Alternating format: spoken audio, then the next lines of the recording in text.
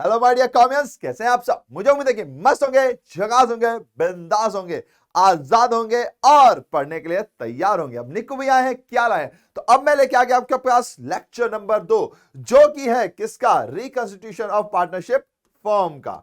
यानी कि यहां पर हम सबसे पहली बार समझते हैं कि अगर रिकंस्टिट्यूशन हुआ पार्टनरशिप का तो क्या क्या बदलाव आएगा। अब कुछ डाउट्स और कुछ बातें आई थी, तो मैंने सोचा कि चलो उसको भी कैटर कर लिया जाए। आप में से किसी ने ये तो बताया नहीं कि किसके कितने नंबर आए हैं, वो भी बताना जरूरी है कि आपने पिछला लेक्चर देखा था, अपने 15 क्वेश्चन 20 क्वेश्चन जितने भी क्वेश्चन थे वो किए, तो कितने आपको बन गए खुद से। ऑफ कोर्स हम तो करा रहे हैं, लेकिन कोशिश ये कीजिए कि आप उसको खुद से करो। थ्योरी बहुत ज्यादा इंपॉर्टेंट है यार, तो जब तक आप थ्योरी नहीं करोगे ना, उसके बाद क्वेश्चंस नहीं बनेंगे, क्योंकि पैटर्न या डिफरेंस जो होता है या डिफरेंट टाइप्स ऑफ क्वेश्चन होते हैं वो 15-20 ही होते हैं। उसके बाद तो सिर्फ फिगर्स बदलते हैं या उसकी लैंग्वेज को यूं यूं यूं घुमा देते हैं, रेस्ट तो कॉन्सेप्ट सेम होता है। तो ये आपको करना है। बाकी कुछ लोगों के कमेंट आए थे, तो मैंने सोचा कि उसको भी कैटर कर लूं। जैसे लक्ष्य बजाज जी का थैंक यू, अरे आपका थैंक यू। फिर सारे चैप्टर्स कराएंगे ना, जी हाँ। राजवीर जी का है कि आप सारे चैप्टर्स कराएंगे। ऑफ कोर्स हम सारे कराएंगे, कंप्यूटराइज अकाउंटिंग को छोड़कर, क्योंकि वो एक अलग सेगमेंट है, मैं उसका टीचर भी नहीं हूं और वो बहुत अलग होता है, तो वो आपको थोड़ा सा देखना पड़ेगा। देन सक्षम जी, आपकी आवाज हॉलीवुड फिल्म में डबिंग ट्राई करना। अच्छा यार, आप बता दो अगर कोई ऑफर है तो 100 में से 100। गोविंद कपूर जी वेरी गुड, और मुझे उम्मीद है कि आप सब लोग जितने भी देख रहे हैं वो सब यही उम्मीद करेंगे। किंजो जी ने कहा थैंक्स निक्कू भैया, आप सबका शुक्रिया। Computerised accountant, thank you for the class, उसके लिए धन्यवाद आपका अमन जी। लेकिन कंप्यूटराइज्ड अकाउंट्स नहीं करा पाएंगे, क्योंकि मैं उसका एक्सपर्टीज भी नहीं हूं और 12th क्लास में भी नहीं होता है, तो वो तो थोड़ा सा मुश्किल हो जाएगा। ठीक है। When will you cover NPO? NPO सबसे आखिरी में आएगा, आखिरी चैप्टर। पहले जो आपको बनता है वो प्लीज उसको कवर करना है, ठीक है। तो ये सारी चीजें हैं, बाकी फिर इसमें कुछ और है नहीं। बेस्ट टाइमिंग अपर्णा सिंह जी, बहुत बहुत धन्यवाद आपका। Sir I have same watch, अरे सेम पिंच आपको। चलिए, तो फिर बाकी तो कुछ ऐसा है नहीं, नॉर्मल नॉर्मल है। मैंने बाकी सबके आंसर्स दे दिए। अभिनव लोधी जी, लव यू भैया, love you from RMH, love you too. 11th कब स्टार्ट होगा? सर स्टार्ट हो चुका है। चलिए, तो इसके अलावा तो कोई और बातचीत थी नहीं, पर आपको अपना स्कोर भी लिखना है। जैसे आज भी हम थ्योरी पढ़ेंगे, प्लीज प्लीज प्लीज अगर आपने थ्योरी पहले से पढ़ रखी है तो आप एमसीक्यू ट्राई कीजिए, कितने बने, कोई अगर गलत हुआ तो क्यों हुआ, ये सब आप बताओगे, तो उसी के बाद फिर हम आगे बढ़ेंगे, उसके बाद ही स्ट्रेटेजीज बना पाते हैं। ठीक है, तो उम्मीद रहेगी कि आपको जैसा भी लगेगा आप हमें बताओगे। अब बारी किसकी है? आज के क्लास की। तो चलो फिर स्टार्ट करते हैं आज की क्लास। उसमें क्या क्या होगा खास, तो देखिए, about goodwill and it's method होगा और रिकंस्टिट्यूशन ऑफ अ फर्म होगा। यानी कि सारी बातें होंगी, जैसे कि मान लीजिए वर्कमैन कंपेंसेशन भी यहीं पर होगा, इन्वेस्टमेंट फ्लक्चुएशन फंड भी यहीं पर होगा। सबसे पहली बार हम यहीं पढ़ते हैं रिवैल्यूएशन अकाउंट। ये सब अगर हम यहीं पढ़ लेंगे तो ना एडमिशन में अलग से जरूरत है, ना रिटायरमेंट में। मैंने आपको बार बार कहा है, अगर आप इस पूरे फ्लो को देखेंगे पार्टनरशिप के, तो बहुत ही कम डिफरेंशिएशन वाले टॉपिक्स हैं, मोस्टली टॉपिक्स इंक्लूडेड है और सारे इंक्लूसिव है। यानी आपने एक बार कर लिया, उसके बाद की जरूरत ही नहीं है, बस थोड़े थोड़े एडजस्टमेंट को समझना है, तो बहुत ही इजी हो जाएगा। क्योंकि एमसीक्यू पैटर्न में मैं हर क्लास में बोलूंगा थ्योरी इंपॉर्टेंट है, प्लीज उसको अच्छे से समझिए। कोई भी डाउट होगा उसको पूछिए, क्योंकि क्वेश्चंस के पैटर्न्स 18-15 के बाद कवर हो जाते हैं, उसके बाद सिर्फ और सिर्फ उसके फिगर्स बदले जाते हैं, उसकी लैंग्वेज बदली जाती है। आई होप आप इस बात को समझेंगे। तो चलो फिर अब स्टार्ट करते हैं आज की क्लास। तो आर यू रेडी? मुझे उम्मीद है आप कहोगे हाँ जी हाँ जी हाँ जी। तो चलिए स्टार्ट करते हैं। तो सबसे पहले गुडविल के बारे में जानते हैं, बहुत इंपॉर्टेंट है। अगर थ्योरी रिलेटेड क्वेश्चन आता है तो उसके चांसेस हैं कि वो गुडविल से रिलेटेड ही हो सकता है। तो भैया गुडविल क्या होती है? तो goodwill means the reputation of a business that helps to earn relatively more profit so that satisfied customer will come again and again in future।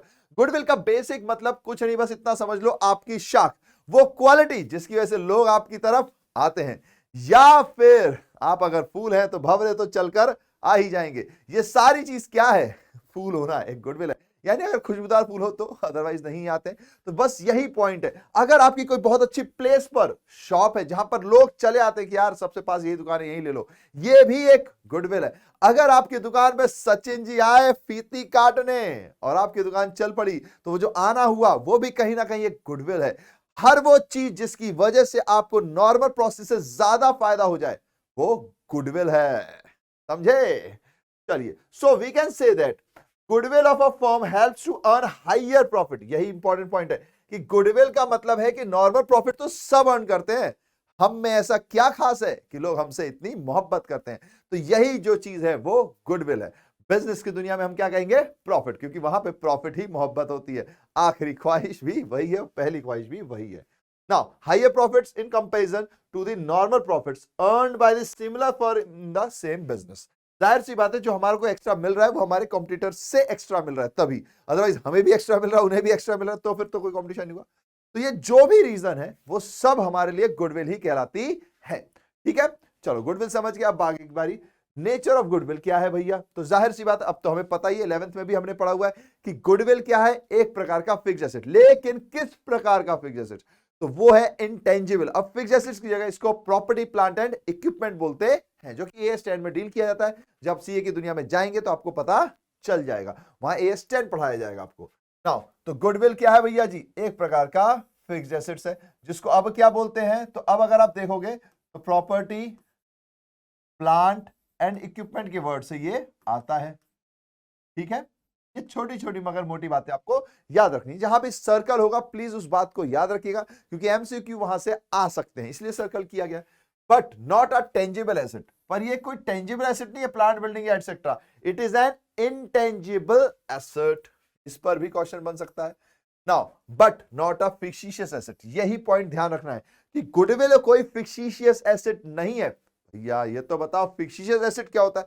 Okay, फिक्शिशियस asset मतलब कोई ऐसे एक्सपेंसेस हो जाते हैं जो कि हम एक बार में उसको राइट ऑफ नहीं कर रहे हैं, स्लोली स्लोली करते हैं। तो ऐसे कोई एक्सपेंसेस जिनको हम एक्सपेंस में नहीं दिखा रहे हैं, पर उसको फिर कहां दिखाएं? क्योंकि एक्सपेंसेस दो ही जगह तो आएंगे, या तो डेबिट साइड पीएनएल या ट्रेडिंग के, या तो फिर एसेट साइड। सिंपल सा पॉइंट है। तो उनको हम थोड़े समय के लिए क्या करते हैं? एसेट साइड में रख देते हैं। एक्चुअली वो कहीं ना कहीं हमारा लॉस होते हैं या कहीं ना कहीं हमारा एक्सपेंस होते हैं। तो वो जो है वो फिक्शिशियस एसेट कहलाते हैं। 11th क्लास में हमने इसको पढ़ा हुआ भी है, उम्मीद है आपको याद भी हो गया होगा, रिकॉल भी आ ही गया होगा। नाउ तो फिर हमारे पास गुडविल क्या है? गुडविल एक इंटेंजिबल एसेट है, बस इतनी सी बात है। All tangible assets like furniture, plant can be sold separately, but ये important point है, but goodwill cannot be sold separately. The value of goodwill is subject to change over a period of time and its valuation is subjective in nature. ये important point है। देखिए goodwill जो है, अगर आप देखें furniture या ये पैनल है, पैनल नहीं काम करेगा, हम इसको बेच देंगे। लेकिन गुडविल को आप ऐसे नहीं, ये देखो ये रखी गुडविल, लो खरीद लो, ये लो 5 रुपए किलो खरीद लो, 10 रुपए किलो। गुडविल ऐसे नहीं होती है। गुडविल का पता फिर कैसे चलता है? तो देखिए, जैसे मैं आपसे कहूंगा कि यार आप मेरी कंपनी खरीद लो, यार कंपनी खरीद लो, तो आप कंपनी की वैल्यूएशन करोगे, अच्छा इनके पास इतने एसेट्स हैं, अच्छा ये चीजें, और इनके पास कुछ लायबिलिटी है, इसको माइनस करो। आपने एक वैल्यू निकाल दी, लेट सपोज वो वैल्यू है 10,000 रुपए, 10,000 करोड़। इतना छोटी वैल्यू नहीं, बड़ी रखेंगे तो 10,000 करोड़ वैल्यू है। अब उस वैल्यू को जो आपने निकाला, अब मैं कह रहा हूं ना 12,000 करोड़ से तो नीचे नहीं मान रहा मैं, नहीं, मेरे पास यूजर बेस है, उसको कौन काउंट करेगा? वो तो आप काउंट ही नहीं कर रहे हो। तो मैंने कहा यार 12,000 करोड़, 2,000 करोड़ एक्स्ट्रा देना पड़ेगा, दूं कि नहीं दूं? सोचा, और सोचने के बाद मैंने कहा देखो 11,000 करोड़ हम दे सकते हैं। अब 11,000 करोड़ पे डील डन हो गई। पर ये जो 1,000 करोड़ है, ये किस बात के मिल गए भाई? किताबों के हिसाब से तो 10,000 करोड़ की ही प्रॉपर्टी बन रही है, एसेट सारे टोटल करके, लायबिलिटी को माइनस करके जो भी बच रहा है। पर ये 11,000 करोड़ देने के लिए मैं क्यों तैयार हो गया? क्योंकि मुझे लग रहा है कहीं ना कहीं कुछ इनके यूजर बेस है, कहीं ना कोई रीजन, और वो रीजन जो भी हो उसको कहते हैं गुडविल है। इसीलिए गुडविल अलग से नहीं बेची जाती, बस यही वो यहां कहना चाहते हैं। ये एक सब्जेक्टिव है। लेट सपोज अगर वो कहता कि मैं 10,500 करोड़ में ही खरीदूंगा, बेचना है तो बोलो। अब मैं सोचूंगा कोई 11,000 वाला मिल जाए, 11,000 मिल जाए, नहीं मिला तो 10,500 में बेच देंगे। तो ये जो गुडविल है ये क्या है? सब्जेक्टिव है, इसको कोई ऐसे कैलकुलेट नहीं कर सकता एकदम परफेक्टली। ठीक है, वही यहां पे पॉइंट बोला गया है। नाउ टेंजिबल, इंटेंजिबल और फिक्शिशियस एसेट्स क्या होते हैं मैं आपको बता भी चुका हूं। फिर भी टेंजिबल एसेट जिसकी फिजिकल एक्सचेंज है, जिसको आप देख सकते हो, जैसे कि मशीनरी, बिल्डिंग, फर्नीचर, या उसको आप छू सकते हो। इंटेंजिबल एसेट जिनकी फिजिकल एक्सचेंज नहीं होता, ना आप उन्हें छू सकते हो ना आप उन्हें देख सकते हो। जैसे एग्जांपल के लिए गुडविल है, ट्रेडमार्क है, कॉपीराइट्स है। कई लोगों का कहना था भैया कॉपीराइट हमें दिख जाता है, ट्रेडमार्क हमें दिख जाता है। एक्चुअली उस एक टिक से मैंने यहां पर एक टिक कर दिया तो इसकी कोई वैल्यू है क्या? लेकिन जो उस शूज हैं, जो नाइकी के जो शूज आते हैं, उस पर टिक हो गया तो एक अलग पॉइंट हो जाता है। तो इसलिए इसको इंटेंजिबल कहते हैं। Now fictitious assets, all those intangible assets which have future economic benefits but do not have saleable value are called fictitious. Example, primarily expenses, deferred revenue, expenditure, ये मैं आपको बता चुका हूं। फिर हालांकि देखा जाए तो शायद 12th में ये नहीं आएगा, लेकिन फिर भी आपको पता होना चाहिए AS 26 are not considered as asset now and are written off in the same year which they take place. यानी कि फिक्शिशियस एसेट्स को अब एज पर AS 26, AS 26 क्या है, इंटेंजिबल एसेट्स के ऊपर एक पूरा AS है, ठीक है। तो जो AS है वो ये कहता है कि फिक्शिशियस एसेट अब बुक में नहीं होते हैं, जिस साल हुए उसी साल रवाना करो, यानी कि सारे के सारे को राइट ऑफ करो। राइट ऑफ करो मतलब प्रॉफिट एंड लॉस अकाउंट के डेबिट साइड लिख दो। कोई भी एसेट के किसी भी आइटम को आप डेबिट साइड लिख रहे हो जो कि एसेट का आइटम है, प्रॉफिट एंड लॉस के डेबिट साइड या ट्रेडिंग अकाउंट के debit side, normally profit and loss में लिखा जाता है क्योंकि इनडायरेक्ट होता है, तो प्रॉफिट एंड लॉस अकाउंट के डेबिट साइड अगर आप लिख रहे हो दैट मींस उसको आप राइट ऑफ कर रहे हो। जैसे एग्जांपल के लिए लिया, मशीनरी पे आप डेप्रिशिएशन लगाते हो, कहां लिखते हो, पीएनएल के डेबिट साइड लिखते हो, बस वही पॉइंट यहां पर है। तो आप फिक्शिशियस एसेट होते नहीं है, लेकिन अभी भी कुछ कुछ जगहों पे मिल जाता है क्योंकि ये डेफर्ड किए जा सकते हैं, और कम से कम डेफर्ड रेवेन्यू एक्सपेंडिचर तो अपना आ ही जाता है, ये हमने पढ़ा हुआ है, ठीक है। तो ये हो गया तीनों एसेट्स के बारे में, नेचर ऑफ गुडविल भी हो गया। चलो भैया आगे बढ़ते हैं। मैंने कहा ओके, अब बारी है कैरेक्टरिस्टिक्स और फीचर्स ऑफ गुडविल। सबसे पहला पॉइंट क्या है भैया, ये इंटेंजिबल है, ना इसे देख सकते हैं ना इसे छू सकते हैं, बस भूत प्रेत की तरह महसूस कर सकते हैं, ठीक है। Then saleable valuable when business is sold. जैसा मैंने आपको एग्जांपल बताया कि भाई किसी की बिजनेस जो है वो 10 करोड़ की है, ठीक है, एसेट्स माइनस लायबिलिटी करके सब कुछ, तो ये जो है ये वैल्यूएशन हो गई, है ना, जो हमने वैल्यूएशन निकाली दिमाग लगा के। लेकिन इसकी जो सेल प्राइस है, मैं भैया कह रहा हूं ना ना ना ना 11 करोड़ से कम में तो नहीं लूंगा। तो यहां पे जो 1 करोड़ है ये क्या है, ये गुडविल ही तो है, ठीक है। तो बस ये इसके फीचर्स हो गए। Then exact valuation of goodwill is not possible. जाहिर सी बात है एग्जैक्ट वैल्यूएशन आप नहीं निकाल सकते।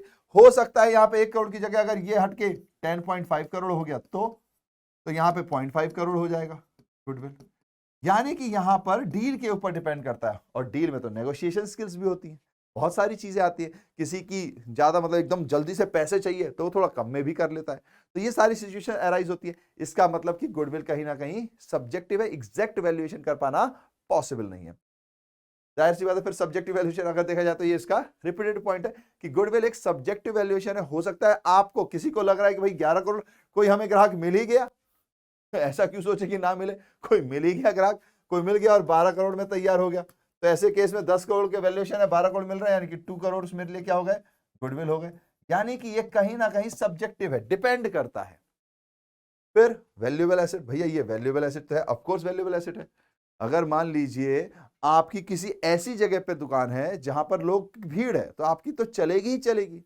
या मान लीजिए आप कोई खाने के शॉप में है और आपकी रेसिपी इतनी गजब की है कि लोगों को बस खा के मजा ही आ जाता है, तो जाहिर सी बात है ये क्या है, एक वैल्यू क्रिएट करता है। तो गुडविल कहीं ना कहीं आपको एक एक्स्ट्रा एज देता है, नॉर्मल प्रॉफिट से एक्स्ट्रा अर्न करने में आपकी मदद करता है, तो जाहिर सी बात है वैल्यूएबल है, ठीक है। तो ये इसके कैरेक्टरिस्टिक्स एंड फीचर्स हैं। फिर आगे बढ़ते हैं, factors affecting the value of goodwill. वैसे तो रियल वर्ल्ड में किसी भी वजह से आपको एक्स्ट्रा प्रॉफिट मिले वो गुडविल ही है, वो उसका फैक्टर ही बन जाता है।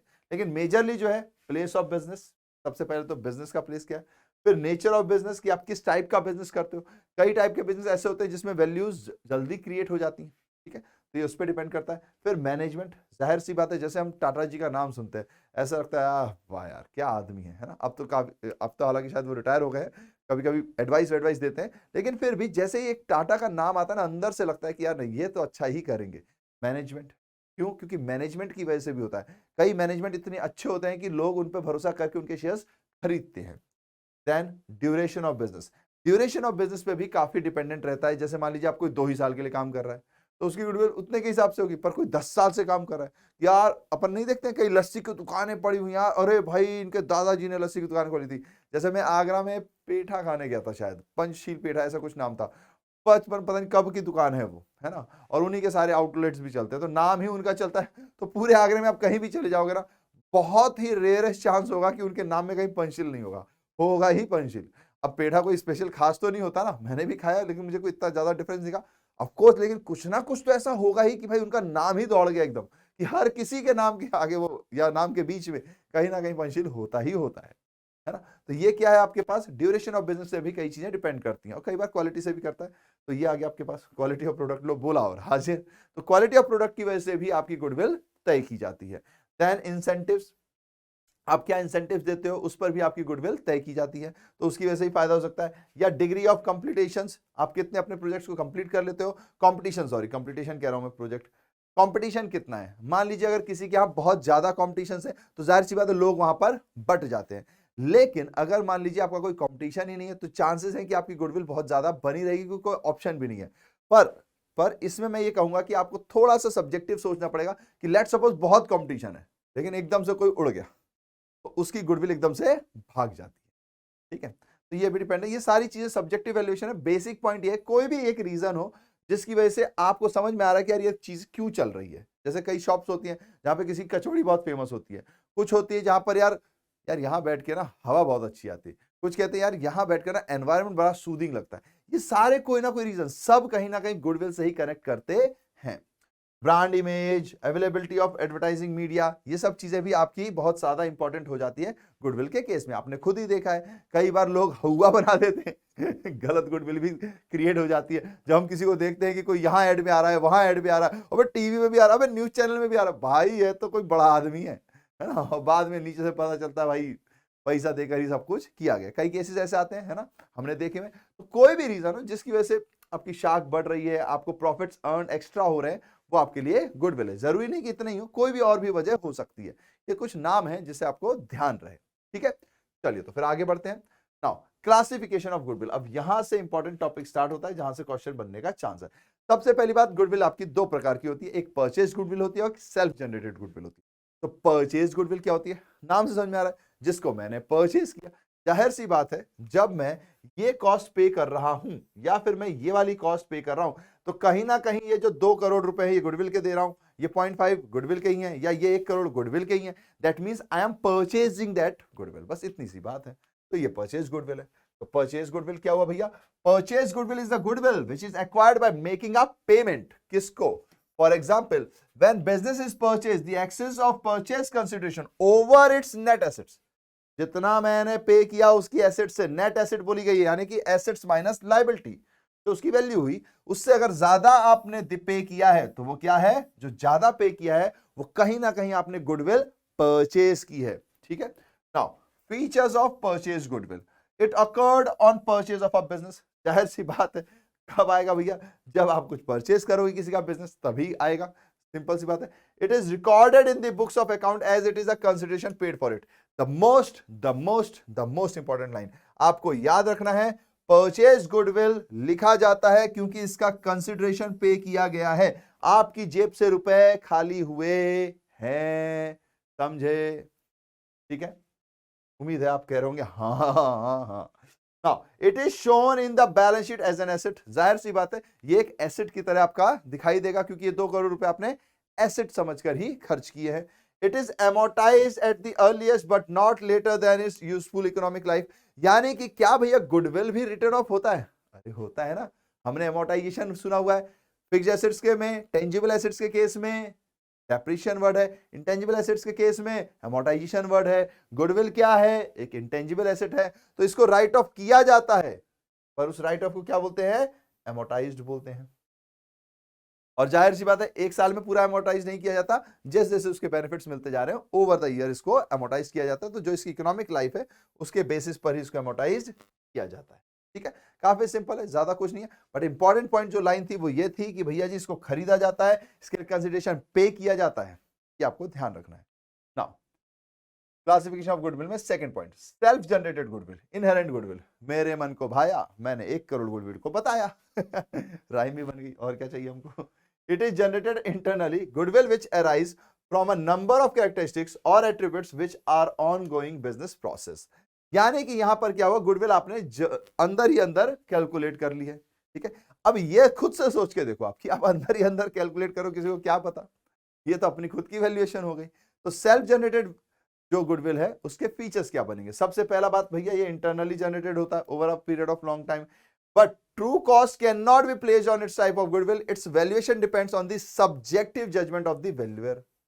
यानी कि इसकी ट्रू कॉस्ट आप नहीं पता कर सकते, ये तो भैया खुद में बताया गया है। अब खुद में बताया गया तो आपने कौन से फैक्टर्स समझे, कौन से फैक्टर्स देखे, वो फैक्टर्स हैं भी कि नहीं है, डोंट नो ना, तो इसीलिए यहां पर इसको रिकॉर्ड भी नहीं किया जाता है। As per accounting standard 26 Ind AS intangible assets it is not recorded in the books of account because consideration in money और money worth has not been paid for it. ये मोस्ट इंपॉर्टेंट लाइन है, क्योंकि अगर question यहाँ पे theoretical बनता है इन दोनों से तो यही चीज ज्यादा आती है कि बताओ सेल्फ जनरेटेड गुडविल को क्या हम बुक्स में लिख सकते हैं? तो आपको कहना नहीं लिख सकते। क्यों? क्योंकि AS 26 कहता है कि भैया जिसके लिए परचेज ही नहीं किया, मतलब जिसके लिए आपने पेमेंट ही नहीं किया, आप उसको लिखोगे कैसे? अपने घर में अपने मंजिल से रह रहे थे, आए हाय हाय, सपने देख रहे थे, आए हाय हाय, और फिर कह दिया गुडविल है हमारी, भाई मैं इतना सुंदर हूं, मैं क्या करूं? अबे पहले मिरर देखो। सीधी सी बात है। चलो वैसे शक्ल से कुछ रखा नहीं है, मजाक के लिए कहा गया है, वरना हमारी कौन सी शक्ल अच्छी है।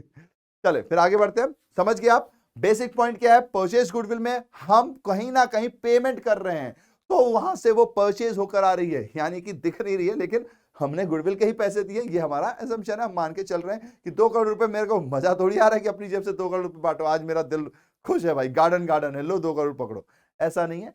वो वजह जो है वो हम गुडविल मान रहे हैं, तो उसको रिकॉर्ड भी किया जाता है ये 26 के हिसाब से। सेल्फ जनरेटेड गुडविल जो है अपने इंटरनल बनाई जाती है, अपना सब्जेक्ट अपना वैल्यूएशन के हिसाब से, इसीलिए AS 26 कहता है भैया इसको रिकॉर्ड नहीं कर सकते क्योंकि इसका कंसिडरेशन पे नहीं हुआ है। अगर कुछ क्वेश्चन बनता है तो इससे बनना चाहिए, अगर थ्योरेटिकल आता है तो। ठीक है, चलो आगे बढ़ते हैं। Need for valuation of goodwill, आखिर भैया गुडविल की वैल्यूएशन की जरूरत क्या है? जाहिर सी बात है भैया, गुडविल की ही वैल्यूएशन की तो जरूरत है। क्यों? क्योंकि इसके आगे के सारे चैप्टर्स में हम गुडविल का ही तो पैसा मांगते हैं, जब भी पढ़ना आता है या जो जा रहा होता है वो मांगता है। तो बस वही केस है कि अगर प्रॉफिट शेयरिंग रेशियो चेंज हो रहा है तो जाहिर सी बात है गुडविल के अमाउंट में भी चेंजेस आएंगे। अगर कोई पार्टनर एडमिट हो रहा है तब भी जाएगा, रिटायरमेंट या डेथ हो रहा है तब भी, अगर आप बिजनेस सेल कर रहे हो तो भी, और अमलगमेशन कर रहे हो तब भी, ये सब चीजों की कैलकुलेशन होना जरूरी है, क्योंकि गुडविल के लिए आपको कहीं ना कहीं पैसे लेने या देने पड़ सकते हैं। दोनों पार्टीज का अपना अपना डिपेंडेंसी है। ठीक है, जो खरीद रहा है उसे देने पड़ेंगे, जो रिसीव कर रहा है उसे पैसे मिलेंगे। ठीक है, समझ गए? चलिए तो आगे बढ़ते हैं। इसीलिए हमें गुडविल कैलकुलेट करनी जरूरी है। एडजस्टमेंट्स रिलेटेड टू प्रॉफिट्स, अब इसको प्लीज मार्क कर लीजिए, ये एडजस्टमेंट्स बहुत इंपॉर्टेंट है। एक बार आप ये एडजस्टमेंट समझ गए ना तो आपको कहीं कोई दिक्कत नहीं आने वाली, क्योंकि MCQ है तो 3-4 एडजस्टमेंट के साथ उन्होंने क्वेश्चन दे दिया, आ सकता है, तो वो हमें बनना चाहिए। अगर हमने एडजस्टमेंट्स पढ़ लिए, लेट सपोज आपको पता है कि एबनॉर्मल लॉस जो है वो प्लस होता है, तो भैया एबनॉर्मल लॉस लिख के 2,000 रुपए लिखे, 5,000 रुपए लिखे, किसी क्वेश्चन में 8,000 रुपए लिखे, आपको पता है प्लस होता है, तो प्रॉफिट में उसको ऐड करेंगे। एबनॉर्मल इनकम जो है वो माइनस होती है, आपको पता है, तो 4 क्वेश्चन में कितना भी फिगर देते भैया हम कर देंगे। मैं वो क्वेश्चन कराऊं चाहे ना कराऊं, अगर आपको पता है कि भाई लॉस को प्लस करना है और इनकम को माइनस करना है तो आप कर ही दोगे, है ना? यही चीजें थोड़ी थोड़ी हमको यहां समझनी है। प्लीज मैं फिर से कहूंगा कि थ्योरी इंपॉर्टेंट है, थ्योरी को पूरे अच्छे से समझो, उसके बाद MCQ करना। आपको लगेगा कि आप कुछ तोपखान बन गए हो और आपको बन रहा है। कुछ MCQs में क्वेश्चंस प्रॉब्लमेटिक होते हैं जिसमें हमें ऑप्शंस देख के पता चलता है क्वेश्चन कहना क्या चाहता है। MCQ है तो थोड़ा सा एनालिटिकल स्किल्स इसमें चाहिए होती है, तो पावर ऑफ एनालिटिकल स्किल्स आपको लानी पड़ेगी। कुछ ऐसा होता है कि भैया कई बार ऐसा लगता है कि आंसर A भी हो सकता है, C भी हो सकता है, तो वहां पर थोड़ा सा हमको समझना पड़ता है कि बॉस इस चैप्टर में मेन फोकस किस चीज पर था, तो उसके बेसिस पे जो बेस्ट एप्रोप्रिएट आंसर होता है वो टिक करना पड़ता है। ठीक है, चलिए अब मैं समझाता हूं आपको एबनॉर्मल लॉस और इनकम का क्या खेल है। तो कुछ नहीं करना है, एबनॉर्मल लॉस, वो ये कहते हैं हमसे कि भैया ये जो एबनॉर्मल लॉस है ये रेगुलर होता है क्या? हम कहेंगे नहीं, नहीं होता। तो फिर यार इसको क्यों माइनस कर रहे हो, इसको प्लस कर दो। तो कुछ नहीं करना, हमें एबनॉर्मल लॉस को क्या करना है, प्लस कर देना है। ऐसे ही एबनॉर्मल इनकम होती है। अब एबनॉर्मल इनकम मेरी एक्चुअल इनकम थोड़ी है, रेगुलर इनकम थोड़ी है ना? ये तो कभी कभार हो जाती है, तो इसको आपको हटाना पड़ेगा क्योंकि ये इसका हिस्सा नहीं बनेगी। बस इतनी सी बात है। तो अगर एबनॉर्मल लॉस होगा तो हम ऐड करेंगे, एबनॉर्मल इनकम होगा तो प्लस करेंगे। किसमें? जो प्रॉफिट हमको गिवन होगा उसमें। ठीक है, मैं यहां लिख दूं क्या, किसमें करेंगे? तो जो हमको प्रॉफिट गिवन होगा उसमें करेंगे, और क्या ही फर्क पड़ता है, सिंपल सी बात है। ठीक है, इनकम फ्रॉम इन्वेस्टमेंट। अब देखिए इन्वेस्टमेंट यानी कि आप कहीं ना कहीं पैसे लगा रहे हो, फिर वहां से आपको कोई ना कोई रिटर्न आ रहा है, तो जाहिर सी बात है ये ऑपरेटिंग इनकम हुआ या नॉन ऑपरेटिंग इनकम हुआ? नॉन ऑपरेटिंग इनकम हुआ। ये कौन सी इनकम है? नॉन ऑपरेटिंग इनकम है। अब नॉन ऑपरेटिंग इनकम है तो ये भी रेगुलर नहीं होती, तो ये भी आपको क्या करना पड़ेगा, माइनस करना पड़ेगा प्रॉफिट में से। बस इतनी सी बात है। ठीक है, ऑल तो इस पे क्वेश्चंस हैं भी नहीं है लगभग लगभग, फिर भी पॉइंट है तो मैंने कहा आपको बता दिया जाए। ठीक है, 2 एडजस्टमेंट्स हो गए। अब तीसरे की बारी है, नॉर्मल एक्सपेंस। अब भाई नॉर्मल एक्सपेंस है तो ये तो प्रॉफिट में से माइनस होगा एक्चुअल प्रॉफिट निकालने के लिए, तो इसको माइनस कर दो। नॉर्मल इनकम का क्या होगा भैया, इसको प्लस कर दो। इनकम है भाई, आपकी इनकम बढ़नी चाहिए नॉर्मल वाली, तो इसीलिए ध्यान रखिएगा ये नॉन ऑपरेटिंग होती है तो हमारे लिए नॉर्मल नहीं रही, तो ये हम माइनस कर रहे हैं। प्लीज ये पॉइंट्स आपको याद रखने, क्योंकि एडजस्टमेंट से ही आएगा क्वेश्चन। 3-4 एडजस्टमेंट्स आपसे पूछ लिए जाएंगे, फिर आपसे आंसर पूछा जाएगा, तो वो बनना चाहिए। ठीक है, चलिए आगे बढ़ते हैं। नाउ ये इंपॉर्टेंट है, ओवर वैल्यूएशन और under valuation of stock. Over valuation और अंडर वैल्यूएशन क्या होता है, तो देखिए ओवर वैल्यूएशन का मतलब है कि आपका स्टॉक ज्यादा हो गया। ठीक है, अब प्रॉब्लम यहां नहीं आती है, प्रॉब्लम ये आती है कि ओवर हो या अंडर हो, हमें पता है कि स्टॉक 2 बार आता है, यानी कि भैया पिछले साल का क्लोजिंग स्टॉक ही नेक्स्ट ईयर का ओपनिंग स्टॉक बनता है ना। तो बस आपको यही समझना है कि अगर क्लोजिंग स्टॉक ओवर है, क्या है, क्लोजिंग स्टॉक ओवर है, तो आपको यहां पे क्या करना पड़ेगा, माइनस करना पड़ेगा। अगर क्लोजिंग स्टॉक ओवर है तो जाहिर सी बात है प्रॉफिट भी क्या होगा, यहां पर ज्यादा होगा, है ना। इस साइड क्रेडिट साइड बड़ी होती है, इसकी टोटलिंग करके इसमें से माइनस करते हैं। ठीक है, तो प्रॉफिट भी आपका बढ़ गया, तो ये गलत हो गया। तो जाहिर सी बात है ओवर वैल्यूएशन करंट ईयर में तो क्या बोलते हैं, जिस भी ईयर हुआ होगा तो क्लोजिंग स्टॉक क्या होगा, माइनस होगा। बट जैसे ही आप इसके नेक्स्ट ईयर जाओगे, यानी फॉरवर्ड ईयर जाओगे, तो फॉरवर्ड ईयर में क्या करना पड़ जाएगा, ये तो हो गया क्लोजिंग स्टॉक के साथ, ये क्या हो जाएगा, क्लोजिंग स्टॉक के साथ। लेकिन अब इसके नेक्स्ट ईयर, यानी कि जब आप नेक्स्ट ईयर जाओगे तो यही क्लोजिंग स्टॉक आपने यहां पर ओपनिंग स्टॉक बनाया होगा, है ना। यहां पे कर दे रहा हूं मैं, यही क्लोजिंग स्टॉक आपका अब क्या आ गया होगा, यहां आ गया होगा ओपनिंग स्टॉक बन के। समझ रहे हो मेरे कहने का मतलब कि भैया जी करंट में जब मैं ओवर वैल्यूएशन की बात कर रहा हूं तो मैंने क्लोजिंग स्टॉक ज्यादा लिखा, ठीक है, तो उसकी वजह से प्रॉफिट भी ज्यादा हो गया, जाहिर सी बात है। अब यही क्लोजिंग स्टॉक अगली साल ओपनिंग स्टॉक बना होगा, तो ये तो डेबिट वाली साइड है और ये क्रेडिट वाली साइड है। तो यहां पे पिछले साल अगर ये, मैं इसमें प्रीवियस लिख दूं कि अगर करंट ईयर कंफ्यूज कर रहा है, तो एक्चुअली करंट इसलिए लिखा हुआ है, याद रखिएगा, क्योंकि जिस साल का एडजस्टमेंट दिया हुआ है तो उस साल के क्लोजिंग स्टॉक की बात हो रही है। अब उसके next year opening stock, opening stock तो डेबिट साइड है, यानी कि ये कहीं ना कहीं क्या कर रहा है, एक्सपेंस को बढ़ा रहा है। किसको बढ़ा रहा है, एक्सपेंस को, क्योंकि यहां पे डेबिट साइड है ना, ये माइनस होता है, प्रॉफिट वाली साइड तो ये है, यहां से टोटलिंग करके ये वाले को माइनस करते हैं, तो यानी कि ये कहीं ना कहीं प्रॉफिट को डिक्रीज कर रहा है, प्रॉफिट को क्या कर रहा है, डिक्रीज कर रहा है। तो इसीलिए करंट ईयर में तो आप क्लोजिंग स्टॉक से माइनस करते हो, लेकिन नेक्स्ट ईयर जब आप जाते हो तो इसी को आप क्या करते हो, ओपनिंग स्टॉक को प्लस करते हो, क्या करते हो, प्लस कर देते हो। क्योंकि ओवर वैल्यूएशन का मतलब है कि यहां पर ज्यादा हो गया, जो कि गलती है तो सुधारने के लिए माइनस करोगे। पर यही क्लोजिंग स्टॉक आपका ओपनिंग स्टॉक हुआ हो गया होगा, तो यहां पे हमारा प्रॉफिट कम हो गया, जो कि गलत है, तो अब हमें ओपनिंग स्टॉक में ये ऐड करना पड़ेगा। बस इतनी सी बात है। अंडर वैल्यूएशन में क्या होगा, तो इसका उल्टा हो जाएगा, सिंपल सा पॉइंट है। अंडर वैल्यूएशन में जाहिर सी बात है आपके पास यहां पर क्लोजिंग स्टॉक है, ये क्या किया आपने, कम लिख दिया। अब क्योंकि ये क्रेडिट साइड है और यहां पे आपने कम लिखा, तो प्रॉफिट भी आपका कम हो गया, है ना, सिंपल सा पॉइंट है। प्रॉफिट भी आपका क्या हो गया, कम हो गया। अब अगर प्रॉफिट भी कम हो गया भैया तो गलत है, तो हाँ, तो इसलिए प्लस कर दो क्लोजिंग स्टॉक में। अब क्योंकि प्रॉफिट कम है, क्लोजिंग स्टॉक कम है, तो यही आपका नेक्स्ट ईयर जाएगा। ये तो करंट ईयर की बात हो रही है, फिर यही आपका नेक्स्ट ईयर जाएगा। तो नेक्स्ट ईयर का अगर मैं बनाऊं तो ओपनिंग स्टॉक इधर आएगा, समझ रहे हो ना आप मेरे कहने का मतलब। अब ओपनिंग स्टॉक इधर क्या आएगा, कम आएगा, है ना, क्योंकि क्लोजिंग स्टॉक कम है तो जाहिर सी बात है ओपनिंग स्टॉक कम हो गया, उसकी वैल्यू कम हो गई। अब उसकी वजह से हमारा प्रॉफिट क्या हुआ होगा, प्रॉफिट बढ़ा होगा। क्यों भैया, बढ़ कैसे गया, अरे भैया डेबिट साइड है ना, अगर खर्चा आप कम करोगे तो मुनाफा बढ़ जाएगा, अगर आप खर्चा बढ़ाओगे तो मुनाफा कम हो जाएगा। तो जाहिर सी बात है यहाँ ओपनिंग स्टॉक क्या हो गया, कम हो गया, क्योंकि मैं अंडर वैल्यूएशन की बात कर रहा हूं। तो अगर ओपनिंग स्टॉक कम हो गया तो प्रॉफिट बढ़ गया, जो कि गलत है, प्रॉफिट तो सही दिखाना है हमें, तो हमें क्या करना पड़ेगा, यहाँ पे माइनस करना पड़ेगा ओपनिंग स्टॉक, जो भी अंडर वैल्यूएशन। तो हमने क्या सीखा, ओवर वैल्यूएशन के केस में क्लोजिंग स्टॉक माइनस होता है, उसके नेक्स्ट ईयर पे ओपनिंग स्टॉक प्लस होता है। अंडर वैल्यूएशन के केस में क्लोजिंग स्टॉक प्लस होता है करंट ईयर में, उसके नेक्स्ट ईयर जो होता है ओपनिंग स्टॉक प्लस होता है। यहां पे 2 एडजस्टमेंट्स होंगे ही होंगे, ठीक है, तो इसलिए ध्यान रखिएगा। लेट सपोज अगर ईयर आपके पास 2018, 19, 20 और 21 की बात कर रहा है, ठीक है, और वो आपसे कह रहा है कि 21 वाला जो है इसकी वैल्यूएशन ओवर या अंडर है, तो फिर तो एक ही ट्रीटमेंट होगा, अगर ओवर है तो माइनस, अंडर है तो प्लस। फिर उसके बाद 22वां आपको दिया नहीं तो आपको ओपनिंग स्टॉक से कोई मतलब नहीं। लेकिन अगर मान लीजिए यहां पर एडजस्टमेंट है, तो जाहिर सी बात है 20 में यानी कि क्लोजिंग का भी चक्कर पड़ेगा और 21 में ये ओपनिंग भी बनेगा, तो ऐसे केस में दो एडजस्टमेंट्स होंगे। ओवर का केस है तो क्लोजिंग में माइनस, ओपनिंग में प्लस, अंडर का केस है तो क्लोजिंग में प्लस, ओपनिंग में माइनस। आप ऐसे शॉर्ट नोट बना लीजिएगा, ठीक है। चलो तो फिर अब आगे बढ़ जाते हैं, ये एडजस्टमेंट भी हो गया। फिर कैपिटल एक्सपेंडिचर और रेवेन्यू एक्सपेंडिचर, ये भी इंपॉर्टेंट है क्योंकि इससे भी रिलेटेड क्वेश्चन आ सकता है, एमसीक्यू पैटर्न में भी आ सकता है, असर्शन रीजनिंग के केस में भी आ सकता है, ठीक है।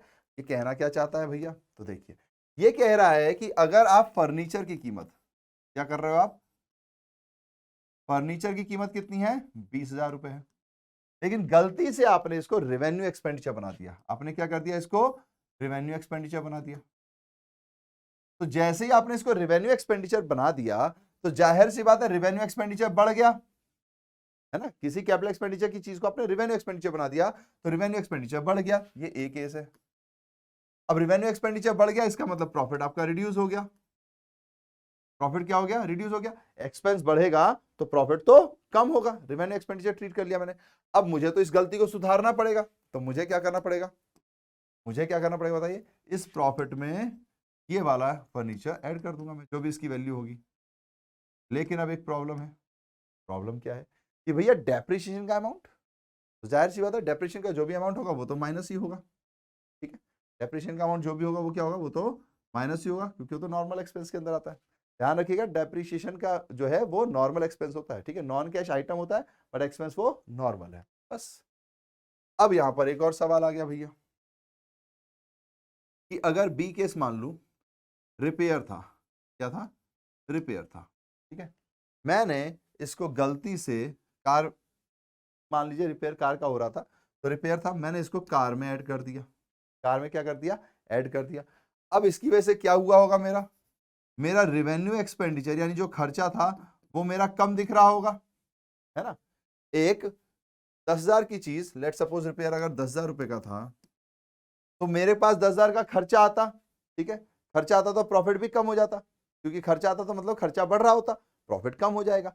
लेकिन मैंने गलती से इसको क्या कर दिया, इस कार को मैंने, एक मिनट, रेवेन्यू एक्सपेंडिचर, हाँ, इस कार में रख दिया, यानी कि मैंने इसको कहीं ना कहीं कैपिटल एक्सपेंडिचर बना दिया। क्या बना दिया, कैपिटल एक्सपेंडिचर बना दिया, ठीक है। अगर मैंने इसको कैपिटल एक्सपेंडिचर बना दिया तो मेरा रेवेन्यू एक्सपेंडिचर क्या हो गया, घट गया, तो मुनाफा मेरा बढ़ गया, यानी कि प्रॉफिट मेरा क्या हो गया, इंक्रीज हो गया, प्रॉफिट मेरा क्या हो गया, इंक्रीज हो गया।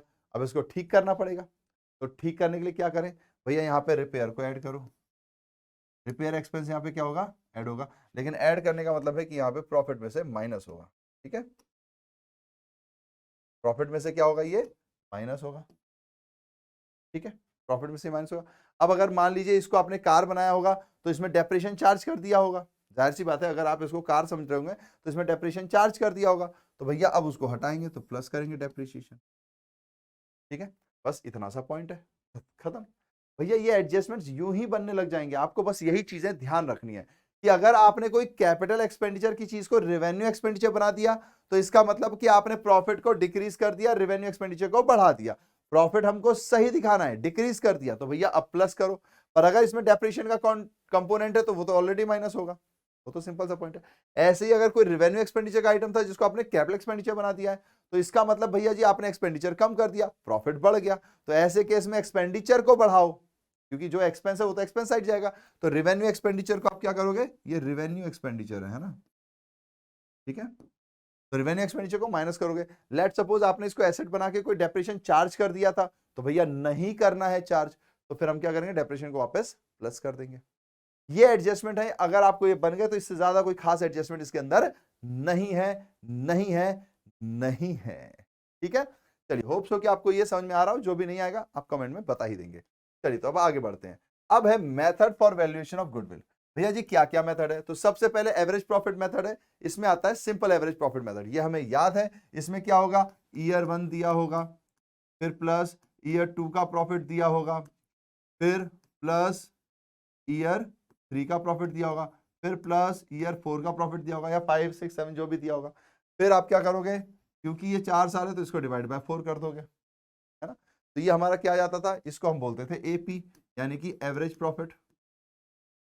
एवरेज प्रॉफिट आ गया। अब इससे गुडविल निकालना है, तो गुडविल निकालने का फॉर्मूला क्या होता था, AP into number of year purchase, बस खत्म, कीजिए, इतना ही था।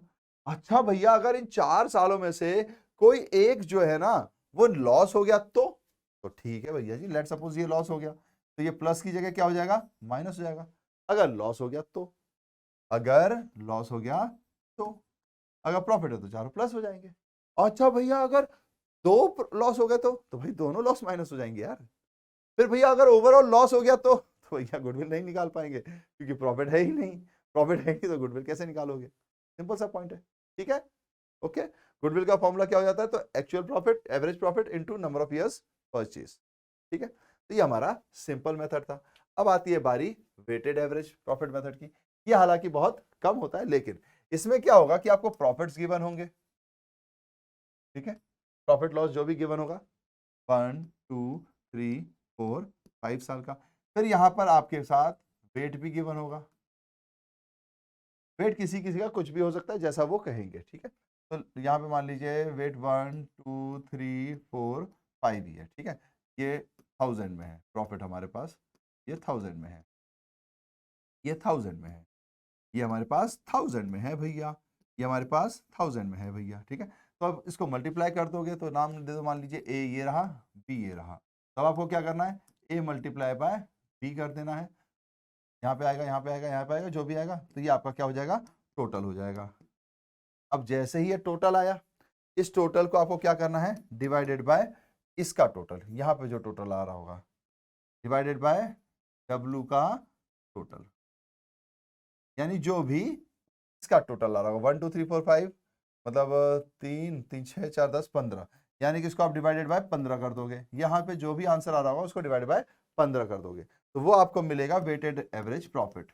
वेटेड एवरेज प्रॉफिट, इसको जैसे ही आप नंबर ऑफ परचेज ईयर से मल्टीप्लाई करोगे, नंबर ऑफ ईयर्स परचेज से मल्टीप्लाई करोगे, तो आपको क्या मिल जाएगा, मुस्कुराता हुआ चेहरा, यानी कि गुडविल।